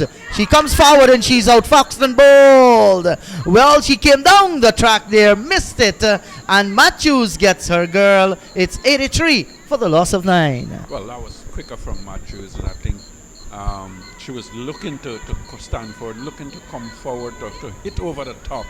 Quicker delivery, and I think she was beaten for pace in that delivery. Quicker, fuller, flatter, bold. Yes, and that's Matthews' 4th wicket. 9 she has made. It's now on to 83 for the loss of 9 wickets. I'll just run through the scorecard. Natasha McLean made 6, Jodian Merkin 2, Nation made 1, Henry 4, Taylor 7, Carla Cohen 3, Walcott 6, Sanford 4, and Howell going for 9. Those are the wickets that have departed. On the other hand, Williams, she's playing a good little hand on 22, but she's not getting any support whatsoever as the last batsman comes out in the middle, and that's Watts. So Watts now, no doubt, maybe Williams telling her, listen girl, you need to stay there. We can put a few more runs on the board. Nothing rash. Let's look for the singles. Matthews, she's looking for her 5th wicket in this game. She comes in now to bowl to Watts, and a big drive. This is high in the air. Will the catch be taken? No, it fell safely over the head of the mid-off. The return comes in, and they're home for 2. That Charlene Tate down at long off, she couldn't get close to it. The over is completed. 16 overs gone. It's 85 for the loss of 9. Well, fortune favoring the brave again. That last delivery, given a lot of air. Matthews was looking to go over the top, and mishit it a little, but got it over the field, and she got 2 runs. Matthews finishing her 4-over spell as well, and she has bowled well and taken 4 wickets. And certainly, when in the context of the game, when she came on, wickets were tumbling, she came on and she continued to put pressure on the Jamaica batsmen. Over number 17, here is Dutton, bowls to Williams. She comes forward, plays it down into the offside field. There is no run. What a terrific player is Dutton. She's not bowling from the long run, some short steps. And this is outside the line of the off stump, swung away by Williams, over mid-wicket and away to the boundary for 4, 89 for the loss of 9. She moves on to 28. She's going to feel good about that shot. Well, Williams has been batting very well, and obviously with the last batsman in, she has decided she's going to try and score. That was pitched up outside the off stump, and she didn't try to hit it too hard. She more or less just swung it nicely over mid-wicket and got 4 runs for it. Dutton to Williams. This is short, slow off the pitch, and she managed to get it away down towards wide long on. Williams, she gets another run, and with that single she move on to 27, and the scoreboard now will rotate to 90 for the loss of 9 wickets. They desperately need to get on to that 100. Comes in and bowled. That's a good delivery, beaten outside the line of the off stump. Certainly well bowled and just tantalizing there. And the right-handed Watts being dragged into the shot. She goes into her stance once again, a very low one too. This is pitched up. She's driving in the air, beats a diving short extra cover, and it peels through the fingers of the wide mid-off and down to the boundary for 4. Jamaica will need some of this. Why not? Sometimes you need a little bit of a luck. They get the boundary, and that will take the score into 94 for the loss of 9. Well, Watts getting a delivery that was pitched up outside the off stump. She went for that drive, hit it to the right of the extra cover and to the left of the mid-off. They both converged and couldn't get to it, so got 4 runs. Yeah, Dutton bowls to Watson. She forces one away down towards short straight mid-wicket. There is no run. 17 overs have been completed. After 17, Jamaica sent into bat. They're 94 for the loss of 9. That was a good over for Jamaica as well. Probably the most expensive over in the day's play. They got 9 runs off of it, so they will be happy with that over. And Williams continues to show that she's a capable little batsman, batting very well, working the ball into the space, and in that last over also going over the top. Yes, so Haley Matthews, 4 overs, 4 for 25. Bruce, 4 overs, 4 for 16. And Shamila Connell, 4 overs, none for 16. Brilliant bowling indeed. So Watts is at the non-strikers end. Williams, she's gotten 27, and she has the bat in her hand as Shakira Selman ensures that the fielders are in the right position. The short backward square is coming into the offside field, and let's see where she's going to settle. She's going to settle down at cover. So there's a short cover, there's an extra cover, long off, long on, there's a mid-wicket and a forward square on the boundary as well. So the 4 are outside of the circle and they're touching the boundary ropes, and now we see that the short mid-wicket has gone towards the short backward square. So Selman isn't leaving anything to play. She ensures her fielders are in the right position. She comes in now to bowl to Williams, and this is almost on the full toss, played away down towards mid-wicket. Alain sends the return in, and Williams, she gets another run. She moves on to 28. It's now on to 95 for the loss of 9. Yeah, that was a full pitch delivery and was hit nicely out to mid-wicket position, and she got the single. Yeah, so here is Shakira Selman once again. She's a tall girl, well bit, a little bit of a chip, gathers momentum, it comes up now, and that's a delivery. She's coming forward and bowl down the off stump knockback. Watts goes, and Jamaica innings are folded in the 18th over. They're 95 all out. Yes, that was a delivery that was pitched up. It left the batsman a little. She was coming forward. Watts, not really what you would call a good batter. She is, I think, a ranked number 11, and got a good delivery and was bowled off stump. And Williams was left not out on 29. She played a nice little hand, working the ball around a lot into spaces and getting singles and twos. She didn't look bothered at all. When you look at that scoreboard and see the score, Williams didn't look bothered throughout her innings. She worked the ball nicely in the gaps, pick up singles, picking up twos, but she just didn't get any support from the other batters. Yes, no support whatsoever. Not out on 29, and if I look at the scorecard, that's the only double-figure score that you can see. McLean was bowled by Bruce for 6. Morgan was, in fact, caught by Carrington of the bowling of Bruce for 2. Taylor was caught to the wicket by Casey Knight of Matthews for 6. Nation bowled by Bruce for 1. Henry bowled Bruce for 4. Cohen bowled Matthews 23. Walcott bowled Matthews 6. In fact, 3, I beg your pardon. And Walcott bowled Matthews for 6. Sanford was LBW of Dutton for 4. Howell bowled Matthews 9. Watts bowled by Selman for 6. And in the end, Williams was left not out of 28. She faced 32 deliveries, had 1 boundary in that innings. The extras, they were 20 extras, so they were helped along by a lot of extras. 5 byes, 3 leg byes, 12 wides. The innings goes 94 all out, 95 action, 95 all out in 17.2 overs. the bowling department, Connell 4 overs, no maiden, none for 16. Bruce 4 overs, no maiden, 4 for 16. Selman 3.2 overs, no maiden, 1 for 14. Matthews 4 overs, no maiden, 4 for 25. And Dutton 2 overs, no maiden, 1 for 16. Thanks, John. This means that Barbados, they'll be looking for 96 for victory with 20 overs to be bowled. Clyde, we must give praise to the opening bowlers, both Connell and Bruce, that really troubled the Jamaicans, ensuring that they did not get off to a flying start. Definitely so. I think Connell in her first over wasn't very effective. She bowled a couple of wides, one down leg side, one down the offside. They had a delivery down the leg side as well that went for 4.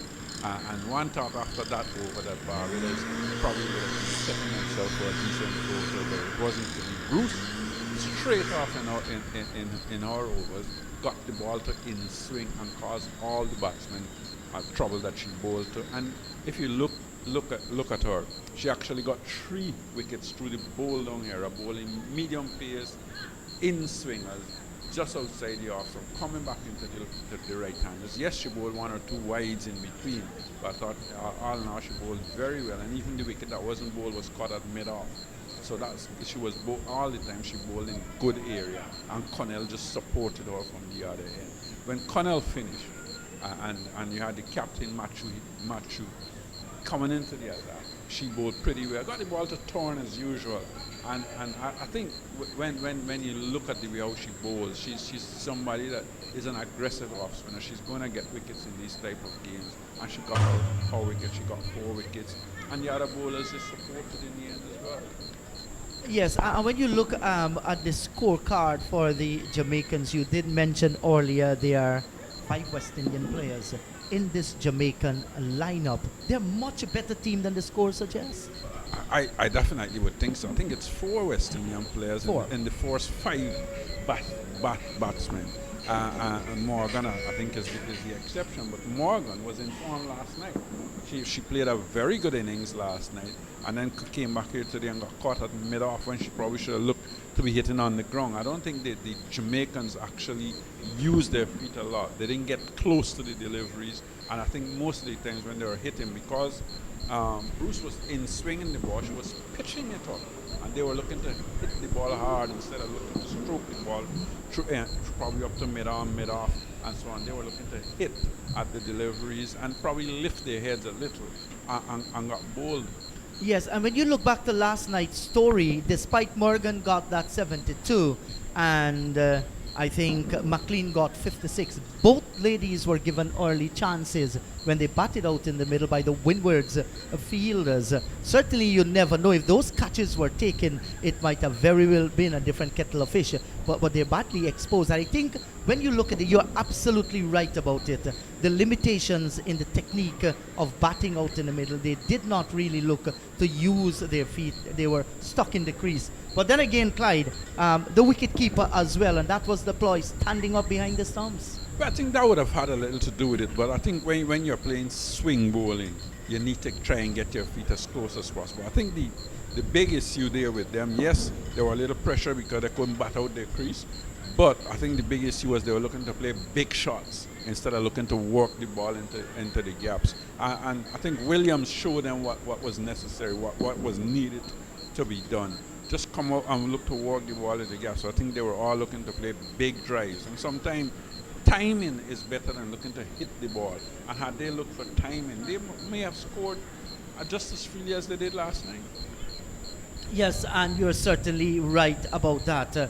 So Jamaica sent into bat by Barbados 95 of 17.2 overs. It means Barbados will be looking for 96. And we look down the line. Tomorrow is going to be a break. The action will resume on Sunday. Jamaica, they'll be taking on Guyana. First match in the morning on Sunday. That starts at 9. That should be a good game between Jamaica and Guyana. Yes, I think, and Guyana would remember as well that when they played them in the 50 over, they got their highest score in the 50 over tournament of 230 odd. But they were playing against a Stephanie Taylor who was in good nick. Yes, and she wiped that off. But certainly, I think Guyana and Jamaica could be a good game. I think as well that you cannot write off in terms of McLean and Morgan and Henry and those girls. Chadi Nation, they're all good players, and maybe tonight could be an off night for them, and they'll regroup and come again and on Sunday and put up a better showing. Could very much happen. Well, the way the things and are. Guyana, of course, with Campbell.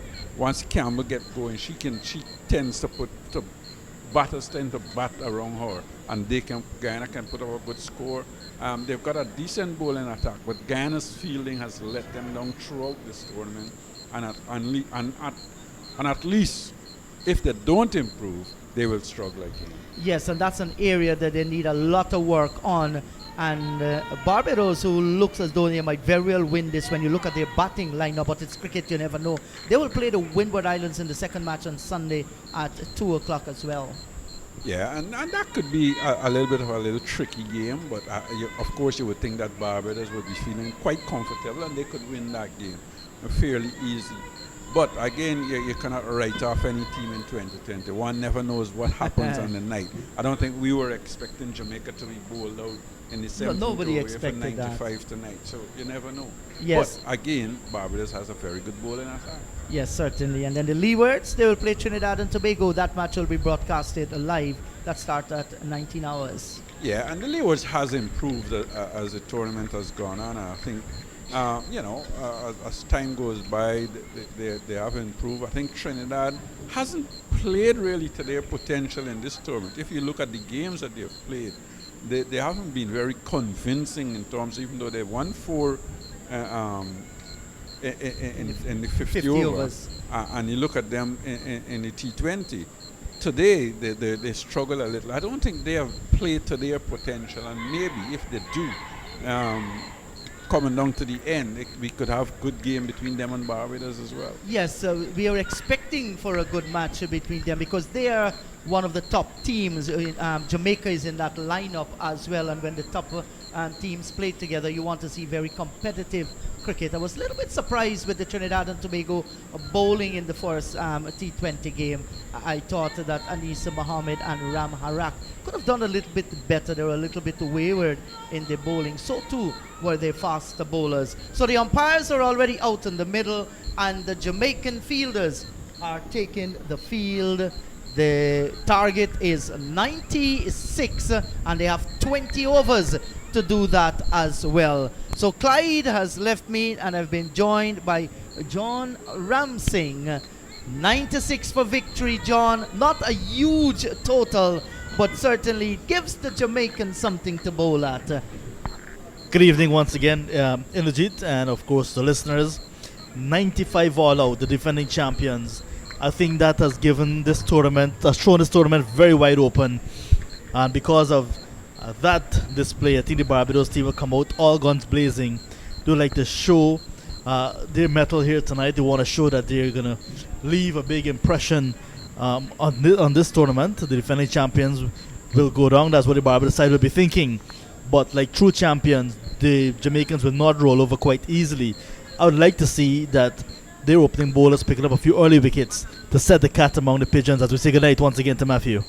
Good night to you, John. Good night to everyone right across Guyana, especially in Jamaica and Barbados.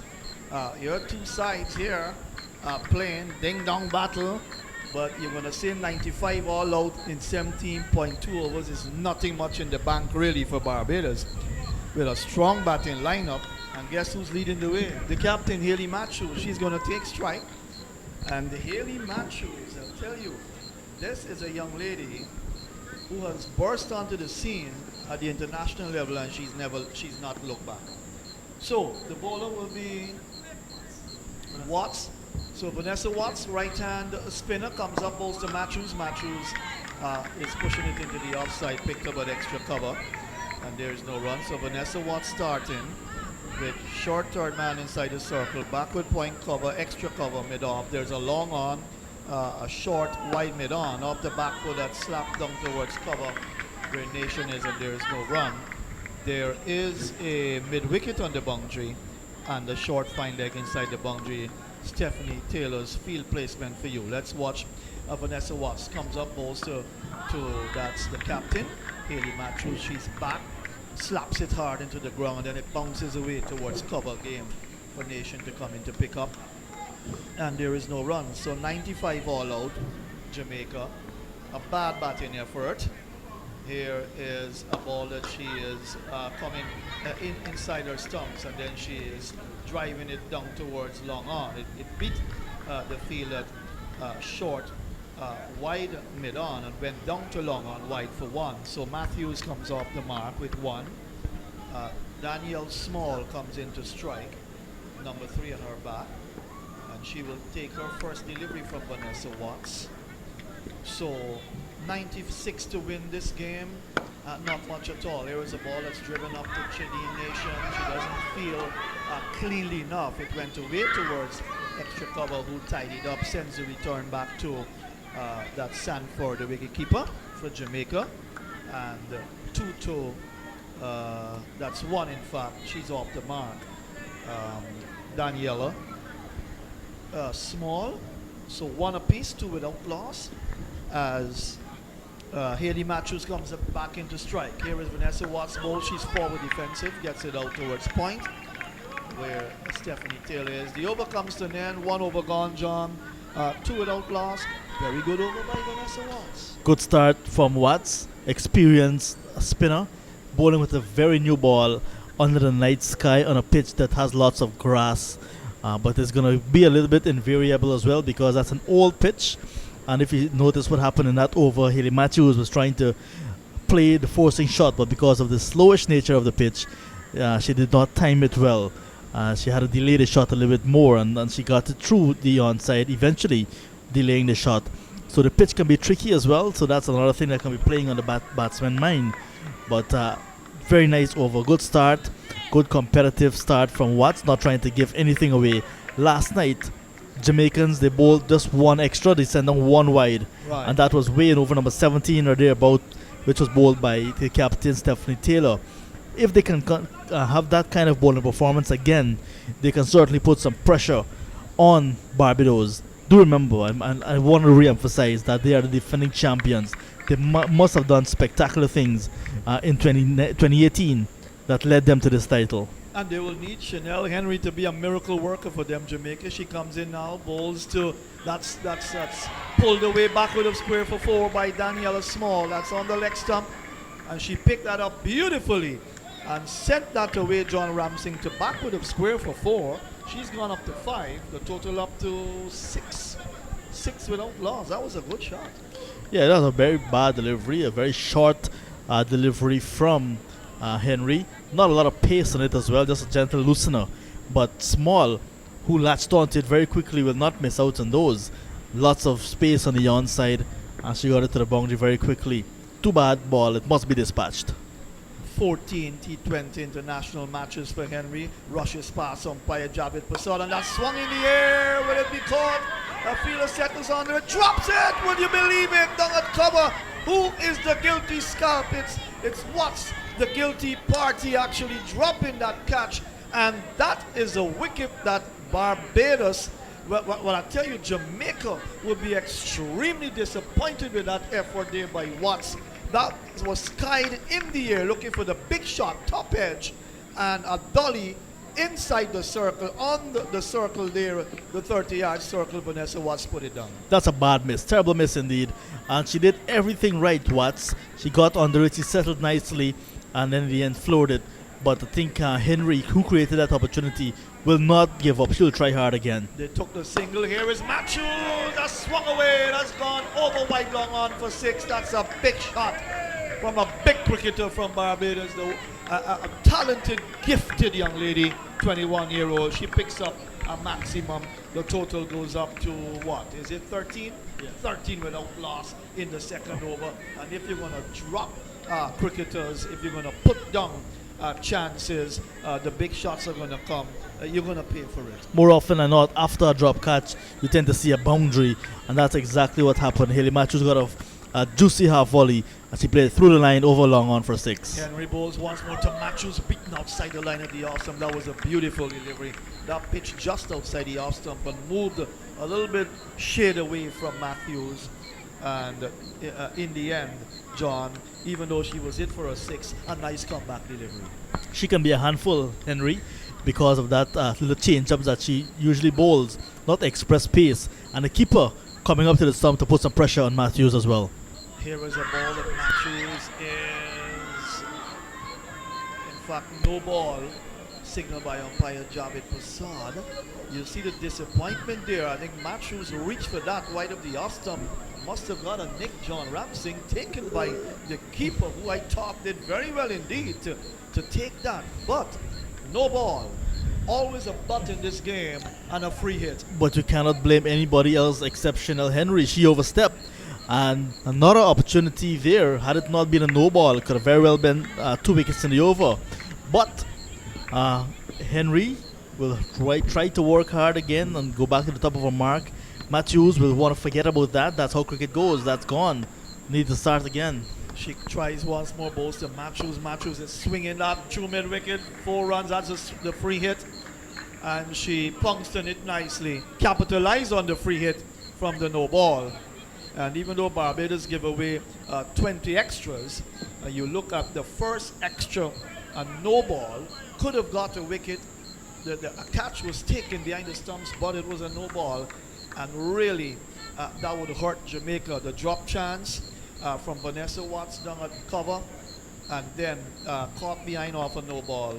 Jamaica could not have wanted a worse start than this with ball in their hand. It was a ball that smashed away back with a point for 4. That's a lovely shot from Hayley Matthews.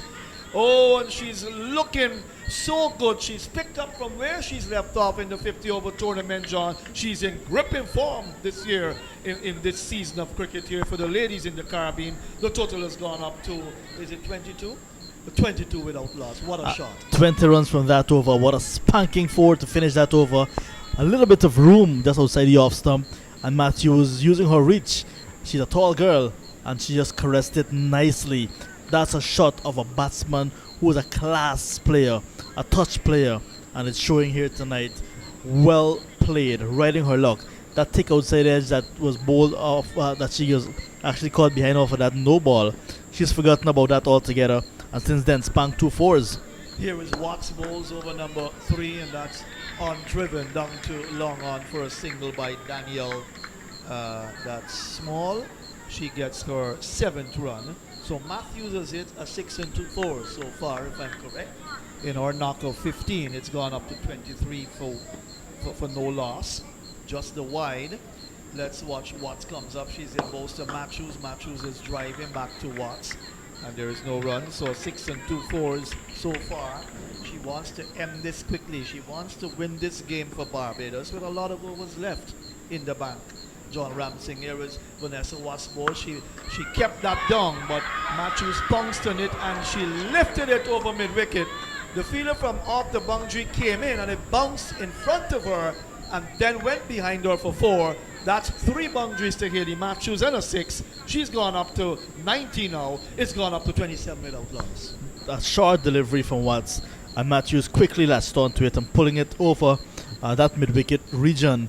The fielder had to make a decision very early if she was going to go for the catch or hang back and wait for that ball to drop and save the boundary. She went for the catch. The ball dropped just in front of her and went over the ropes for 4. Watts bowls once more on the middle stump. That's flicked away. Nice shot down through mid-wicket. Again, runs here for Matthews. She gets 1. This time the fielder does well, moving to her left from mid-wicket on the boundary. 1 more to Matthews. She's gone on to 20 now. It's 28 without loss in the 3rd over. So the runs are coming very quickly indeed for Barbados. Here is Watts comes up. She's in bowls a small forward defensive. Gets it out to cover where Chadine Nation is. And she's kept on 7. So John, really a bad start with ball in hand. Drop chance. And then a catch of the wicket off of a no ball.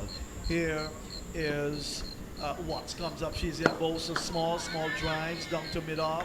Good bit of work there by Natasha McLean coming around to her left at mid-off. She feels well. The over comes to an end. 3 gone, 28 without loss. It's CWI Women's T20 plays from Providence. And the Barbados team, they're out of the blocks in a hurry.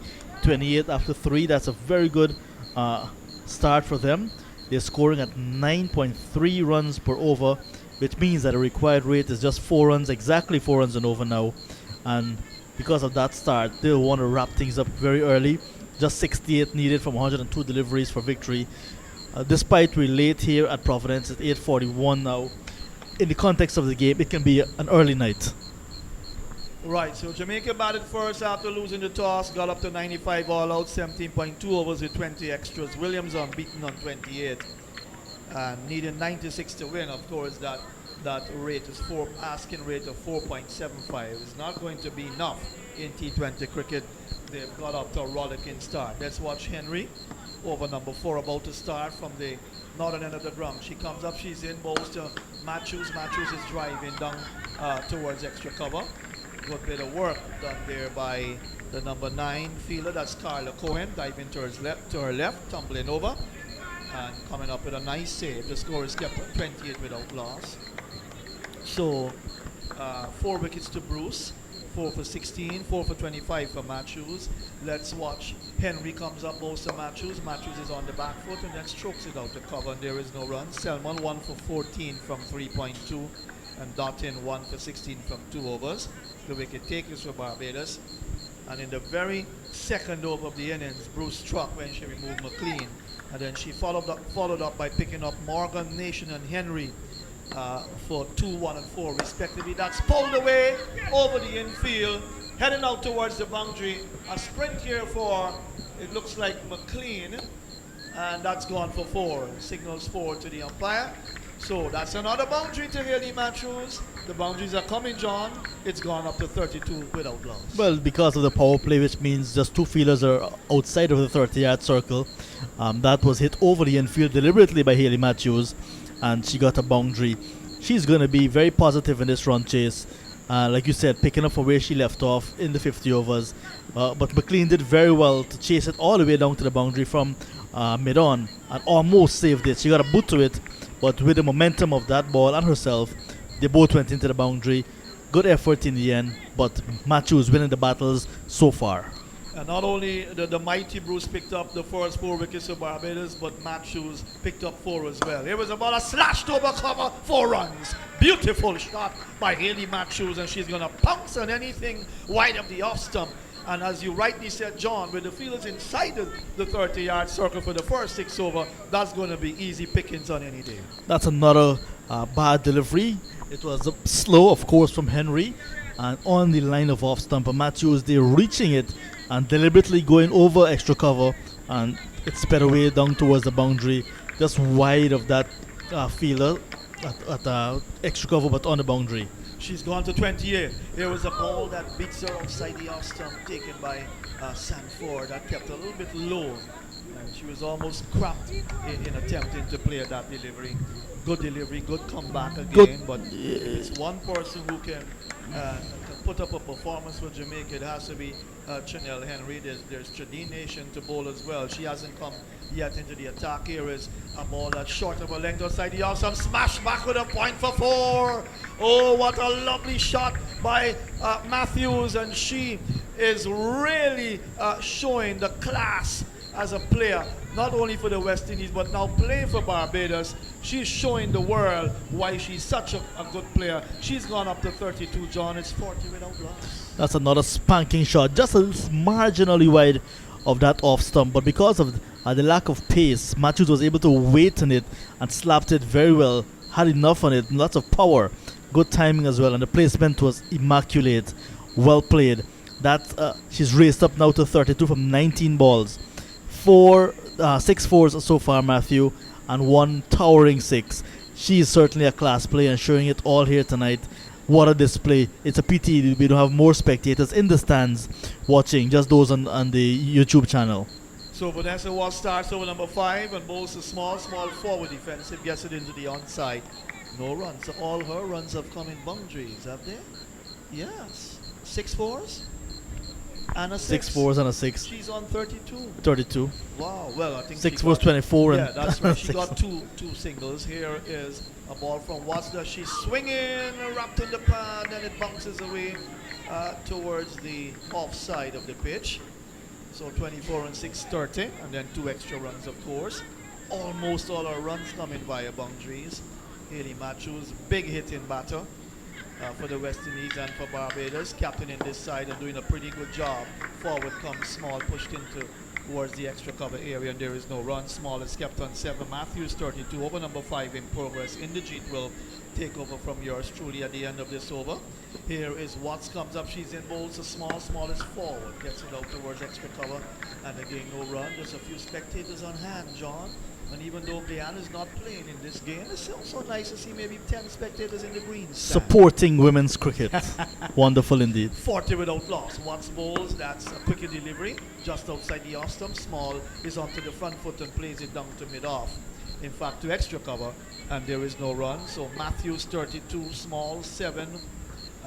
And both have done well for Barbados here. A small total to chase. Here was a ball that's pulled away backward of square that went into the boot of Javed Posada, square leg, and then it ricocheted down towards backward square for a run.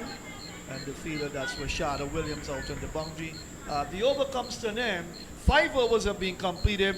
Barbados, after a rollicking start, they're going at maximum speed. The accelerator is on. 41 without loss. 32 is Haley Matthews.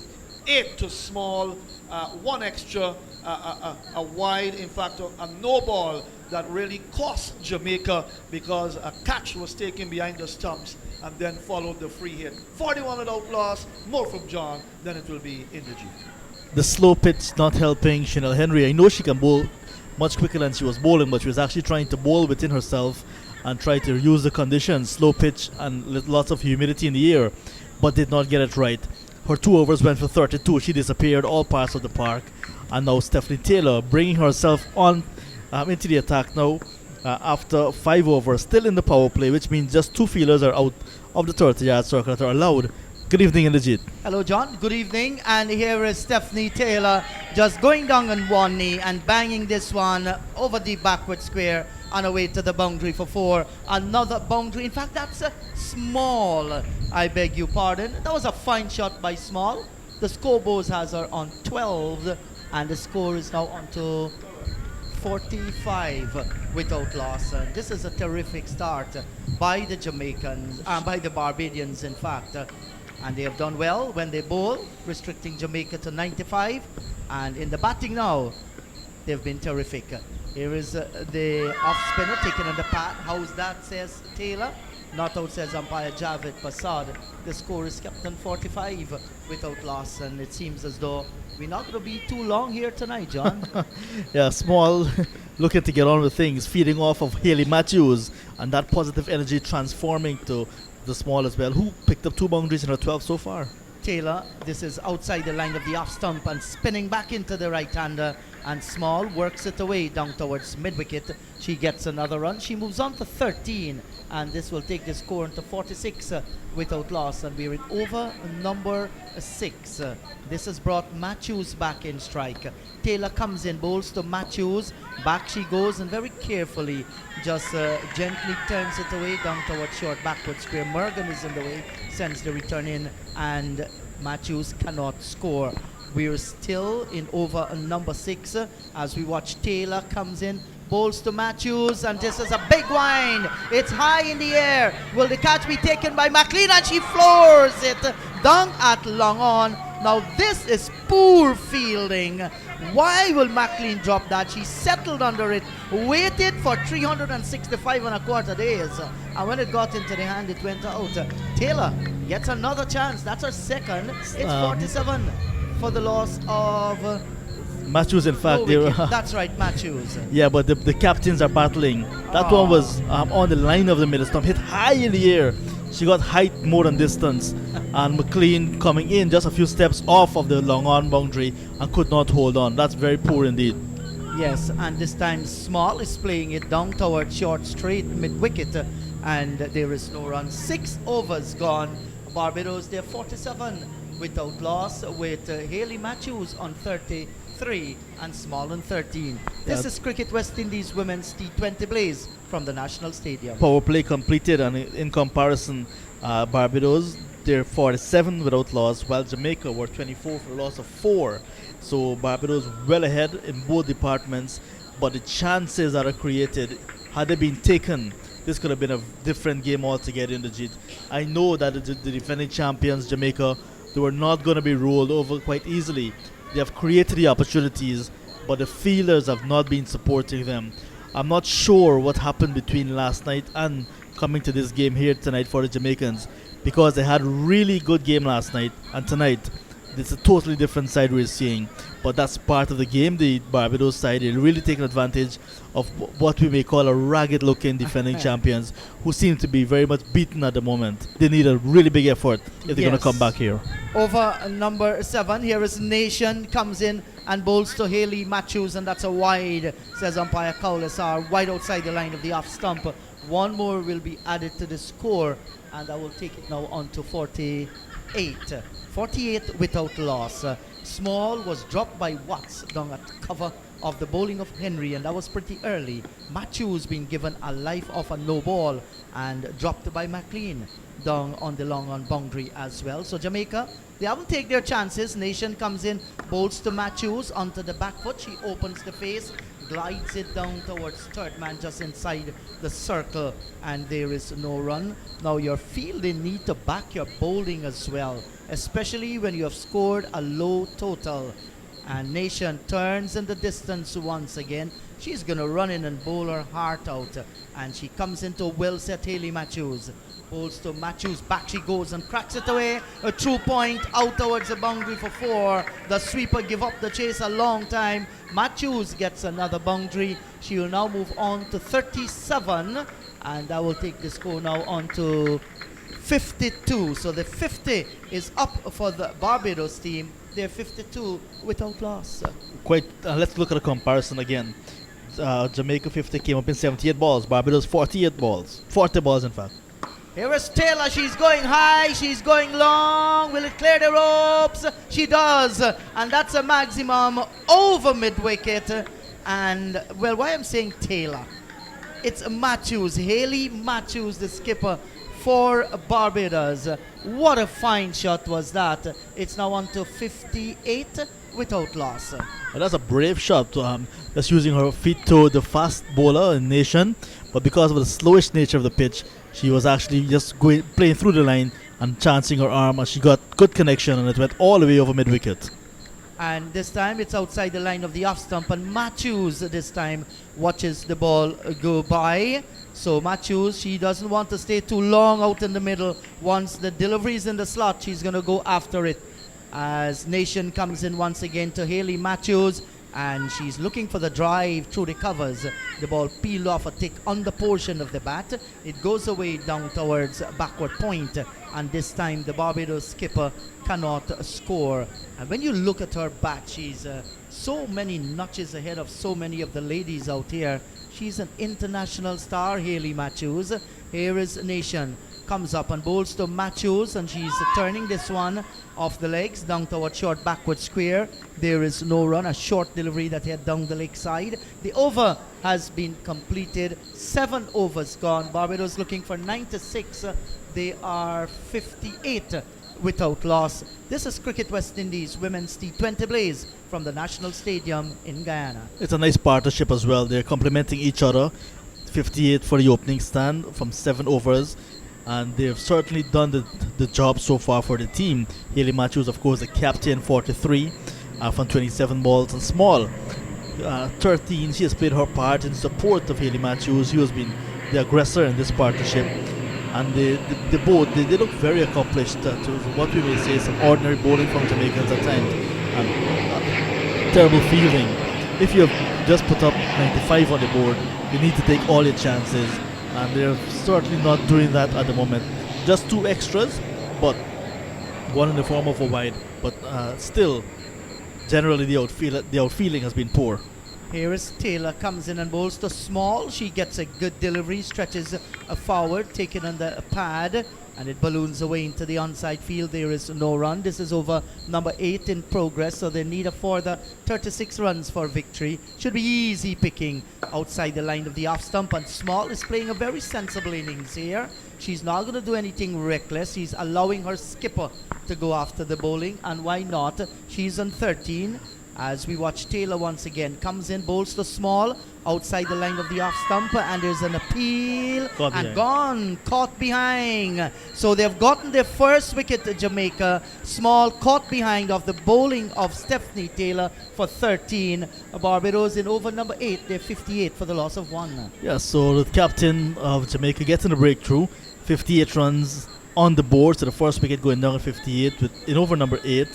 And as a result of that, the foundation has been laid in a small run chase. That is not going to do the Barbados team any major damage. And if you notice the Jamaicans are not even celebrating, not even coming together to talk things over, to congratulate the captain really for picking up that wicket, or even the wicketkeeper for taking that catch. They're not celebrating at all. They've recognized that this game has gone far beyond their reach, and so they're just awaiting a new batsman, which looks like DeAndre Dutton. And they're just playing a waiting game really, the defending champions Jamaica, and that's really for cricket not really a good sign. But they've been outplayed by a good team. That is something that we can really take positive from. Yes, and I would like to think that they got a wicket. They should feel pretty happy. While they might not go on to win the game, a wicket is a wicket. There should have been words of congratulations. Of course, we cannot hear from where we are. They might have very well shouted that from whichever position they are. And DeAndre Dutton awaits this delivery, and right away she's playing a shot down through mid-wicket, and a little bit feeling on the boundary.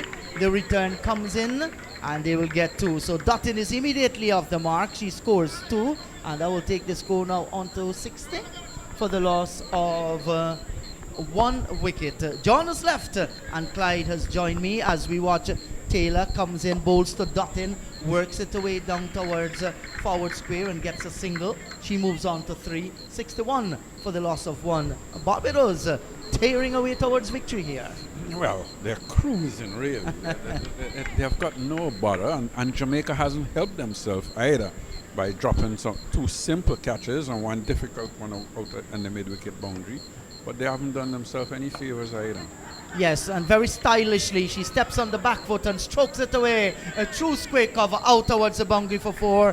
Hayley Matthews is on fire. She's a very elegant player. She gets another boundary. She now moves on to 47, and that will take the score to 65 for the loss of 1. 8 overs gone. Barbados looking for 96. Well, Barbados are telling you that we are going to win this tournament this year. When you look at the approach to the game, you look at the way how they bowl, you look at the way how they've come out in the field to bat, and they're telling the other teams that we are going to dominate you regardless of who you be.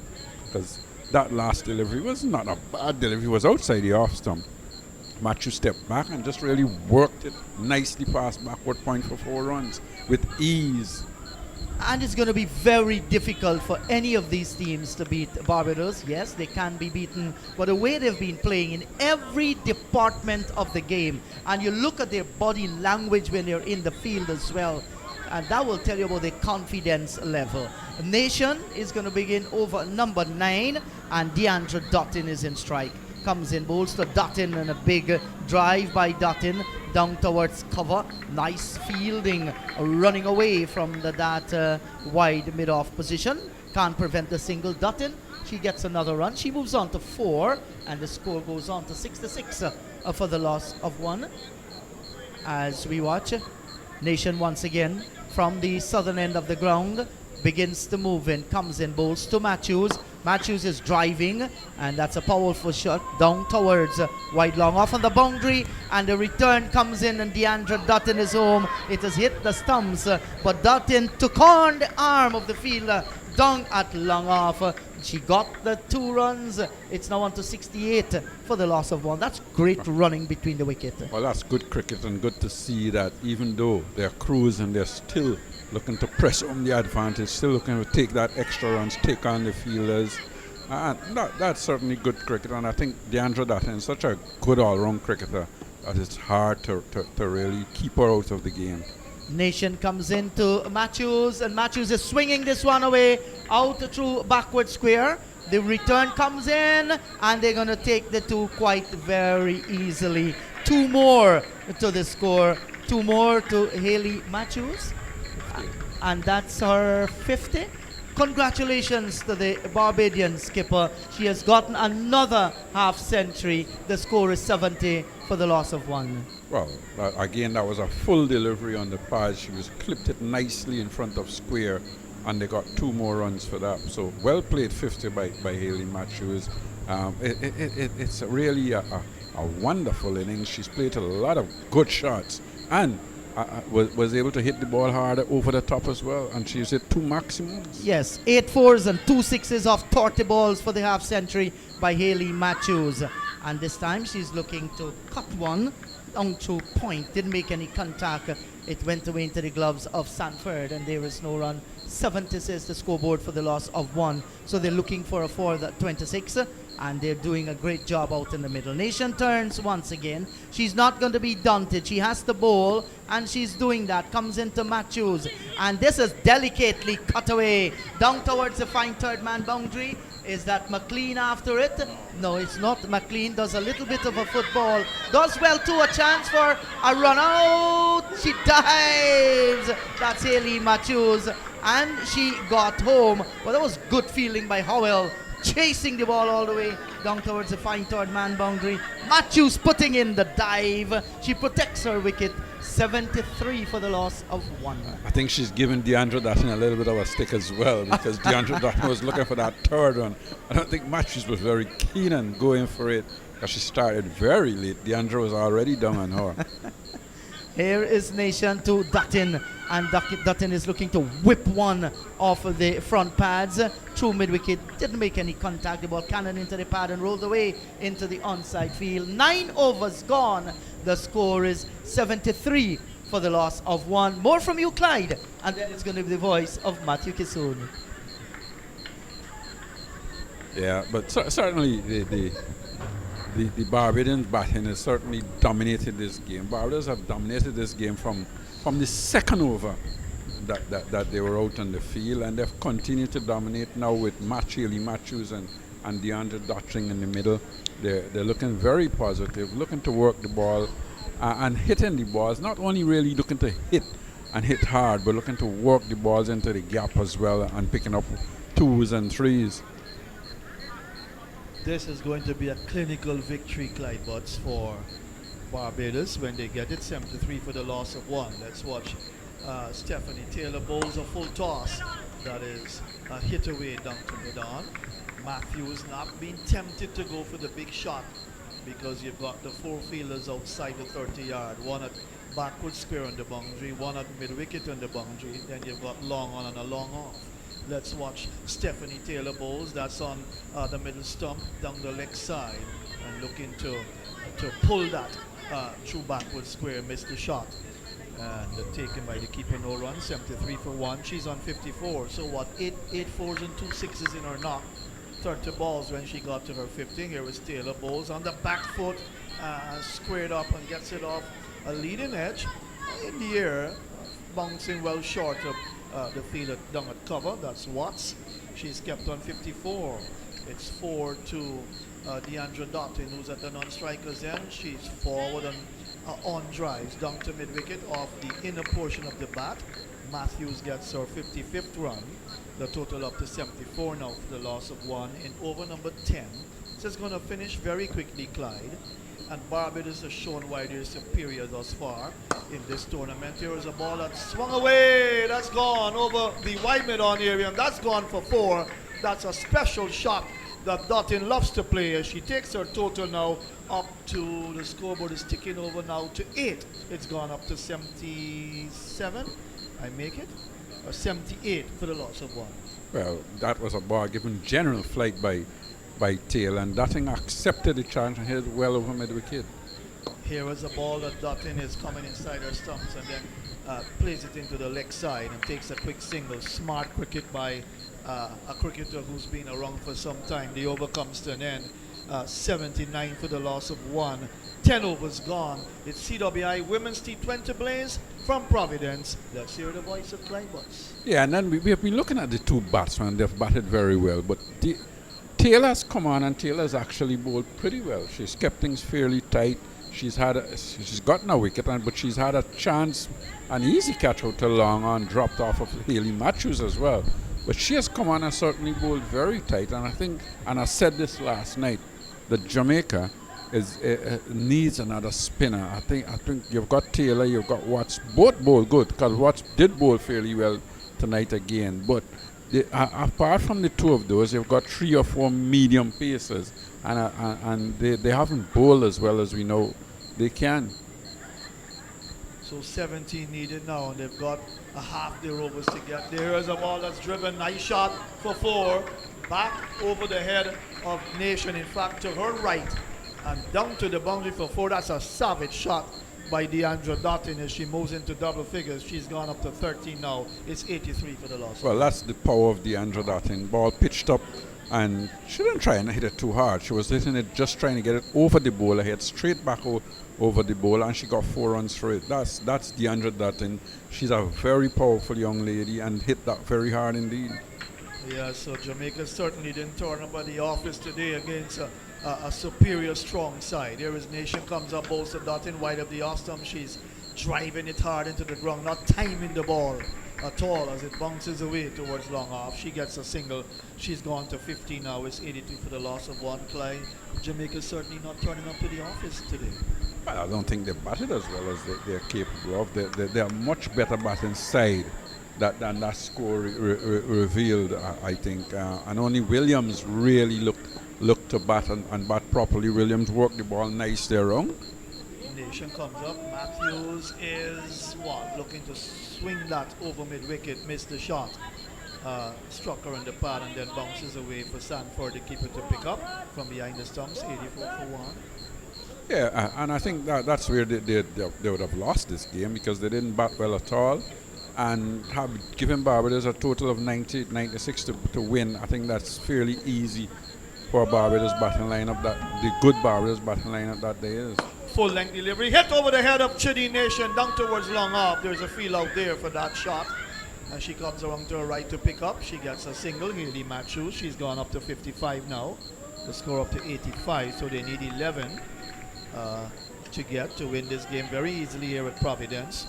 The two big teams, and I think Barbados will be fancying their chances against a Trinidad side that I believe is very tricky indeed, and they've got to be very mindful of that team as well. Here is a ball that Deandra Dottin is driving to the wide long off area. She gets another run, so the runs are coming very quickly. Jamaica known for producing world-class sprinters, but Barbados are sprinting home here in this game. They're 86 for the loss of 1 as Chadi Nation walks back to her mark. Yeah, the two batters have completely got control in this game, and you look at the Jamaicans on the field. I think they have given up. They've given up for quite some time now, and they're just really going through the motion. Here is Matthews swinging that down towards wide long on. They've crossed the 1, and Dottin as usual. Always looking for a second run. Very quick between the wickets. 87 for the loss of 1. The 11th over is being completed, and they now need some 6 and 3, 9 runs to win this game. 11 overs gone, 87 for 1. Matthews is 56. 15 to Dottin, and the batter out small. Caught wicketkeeper Sanford, bowled Taylor for 13 in the 8th over. It was 58 for 1 then. Needing 96 to win this game, Clyde. They're going to do it very quickly. And easily as well. I don't think the Jamaican bowlers have given them any real threat, apart from a Stephanie Taylor, who I thought both pretty well, kept things fairly tight and got Matthews drop at long on. And Watts earlier on when she opened the bowling, bowled 3 overs or thereabouts, fairly tight, didn't get any wickets, and the seamers certainly did not impress tonight. They have been carted all around the field, and they've gone for a lot of boundaries. And only 2 extras. A no ball that proved to be very costly, and a wide. The catch was taken behind the stumps of the no ball that cost Jamaica badly indeed. I think it was Matthews who would have edged there. Let's watch Carla Cohen. Comes up, she's in now, bowls, and that's pulled away. That's gone over mid-wicket. There's a field out on the boundary as she comes in. So 1 more to Haley Matthews. She goes up to 57 now. The score up to 88 for the loss of 1. So soon and very soon it's going to be over. Match number 6, round 2. Match is coming to an end. So, in fact, yes, it's Carla Cohen who comes in now to bowl to Dottin. And Dottin gets the ball wide of the off stump, called wide. So that's only the third extra of the innings. And Jamaica have kept it a bit tight in terms of giving away extras, but the main extra, the no ball, really cost them. And they could have had 3 wickets down now, maybe 3 or 4 down. But easy catch to cover, and then the one at long on, missed by, that's Watts and McLean. And that cost Jamaica because it could have been a little bit different, even though Barbados have got good batters to come down the order. Here is Carla Cohen, comes up, she's in, bowls to Dottin. Dottin is swinging that, that's gone for 6, that's a big shot. That's over wide, long on. Oh, and it's gone up to 95. The game is over, is it? Yes. And the game is over. That's a big shot. And that's gone for 6. It's gone up to 95, I make it. And scores are level at this stage. So 95 for the loss of 1. That was a big shot, Clyde Box. Well, that's Deandra Dutton. That's her speciality, going over the top, and especially in that mid-wicket area. So 1 to get to win this game. Deandra Dottin will take strike. Let's watch Carla Cohen comes up, also Dottin. Dottin is swinging that, and now that drop that actually went to the field at mid-wicket, wide. That's number 14. That's I'll tell you what. And that's the end of the game. The run was taken at mid-wicket. It went to Walcott at mid-wicket. The run taken, 96. They needed to win, and the game is over very quickly here, Clyde. An easy victory for Barbados. And I'll tell you what, just losing that 1 wicket, they've put themselves in a position where they're going to beat these other sides very easily. They've got to play a strong team as well in Trinidad and Tobago. But to come here at Providence and beat the defending champions, it says a lot about a team that has worked hard to play in this tournament this year. And they've been a very well put together, nicely put together, knitted team that has been very professional throughout the 50-over tournament, and now they've started well in the T20 tournament as well. Well, congratulations to Barbados. I think they've outplayed Jamaica this evening from the second over in the game. When they started to pick up wickets, and Jamaica never really recovered. And when they took the turn to bat, Haley Matthews took the Jamaican bowling apart. And then Deandra Dottin came in at the end and finished it nicely for Barbados. So I think the Barbadians will be very happy with how things have gone for them this evening. The Jamaicans, they won't feel so happy. So, let's tell you what has transpired as the game has come to an end. Barbados with an easy victory here. Jamaica being bowled out for 95, 17.2 overs with a rate of 4.75. It was going to be easy all the way through for Barbados, just losing small. Caught wicketkeeper Sanford bowled Taylor for 13, 58 for 1 in the 8th over. So the not-out batters would be Dottin, not out 22. With 2 fours and a 6 in her knock. And Haley Matthews, a star, and has been the star from the beginning of the season here in Guyana. Not out 58, 40 balls, 42 minutes, 8 fours, 2 sixes, unbeaten on a well-played 58, just 3 extras in that score. 96 they got up to in the 12th over, I believe it is. Watts, 3 overs, no maiden, none for 9. Henry, 2 overs, no maiden, none for 32. Taylor, 3 overs, no maiden, 1 for 19. And Nation, 3 overs, no maiden, none for 27. The bowling figures for you. So, the game has ended very quickly at Providence. Round 2 has come to an end with a fantastic victory for Barbados, and they've got 2 victories under their belt along with Trinidad and Tobago. So final scores in the match: Jamaica 95 all out in 17.2 overs, and Barbados in reply getting up to 96 in the 12th over. On behalf of the entire commentary team, John Ramsing, Inajit Prasad, and Clyde Botts, Matthew Kissoon saying goodbye from Providence.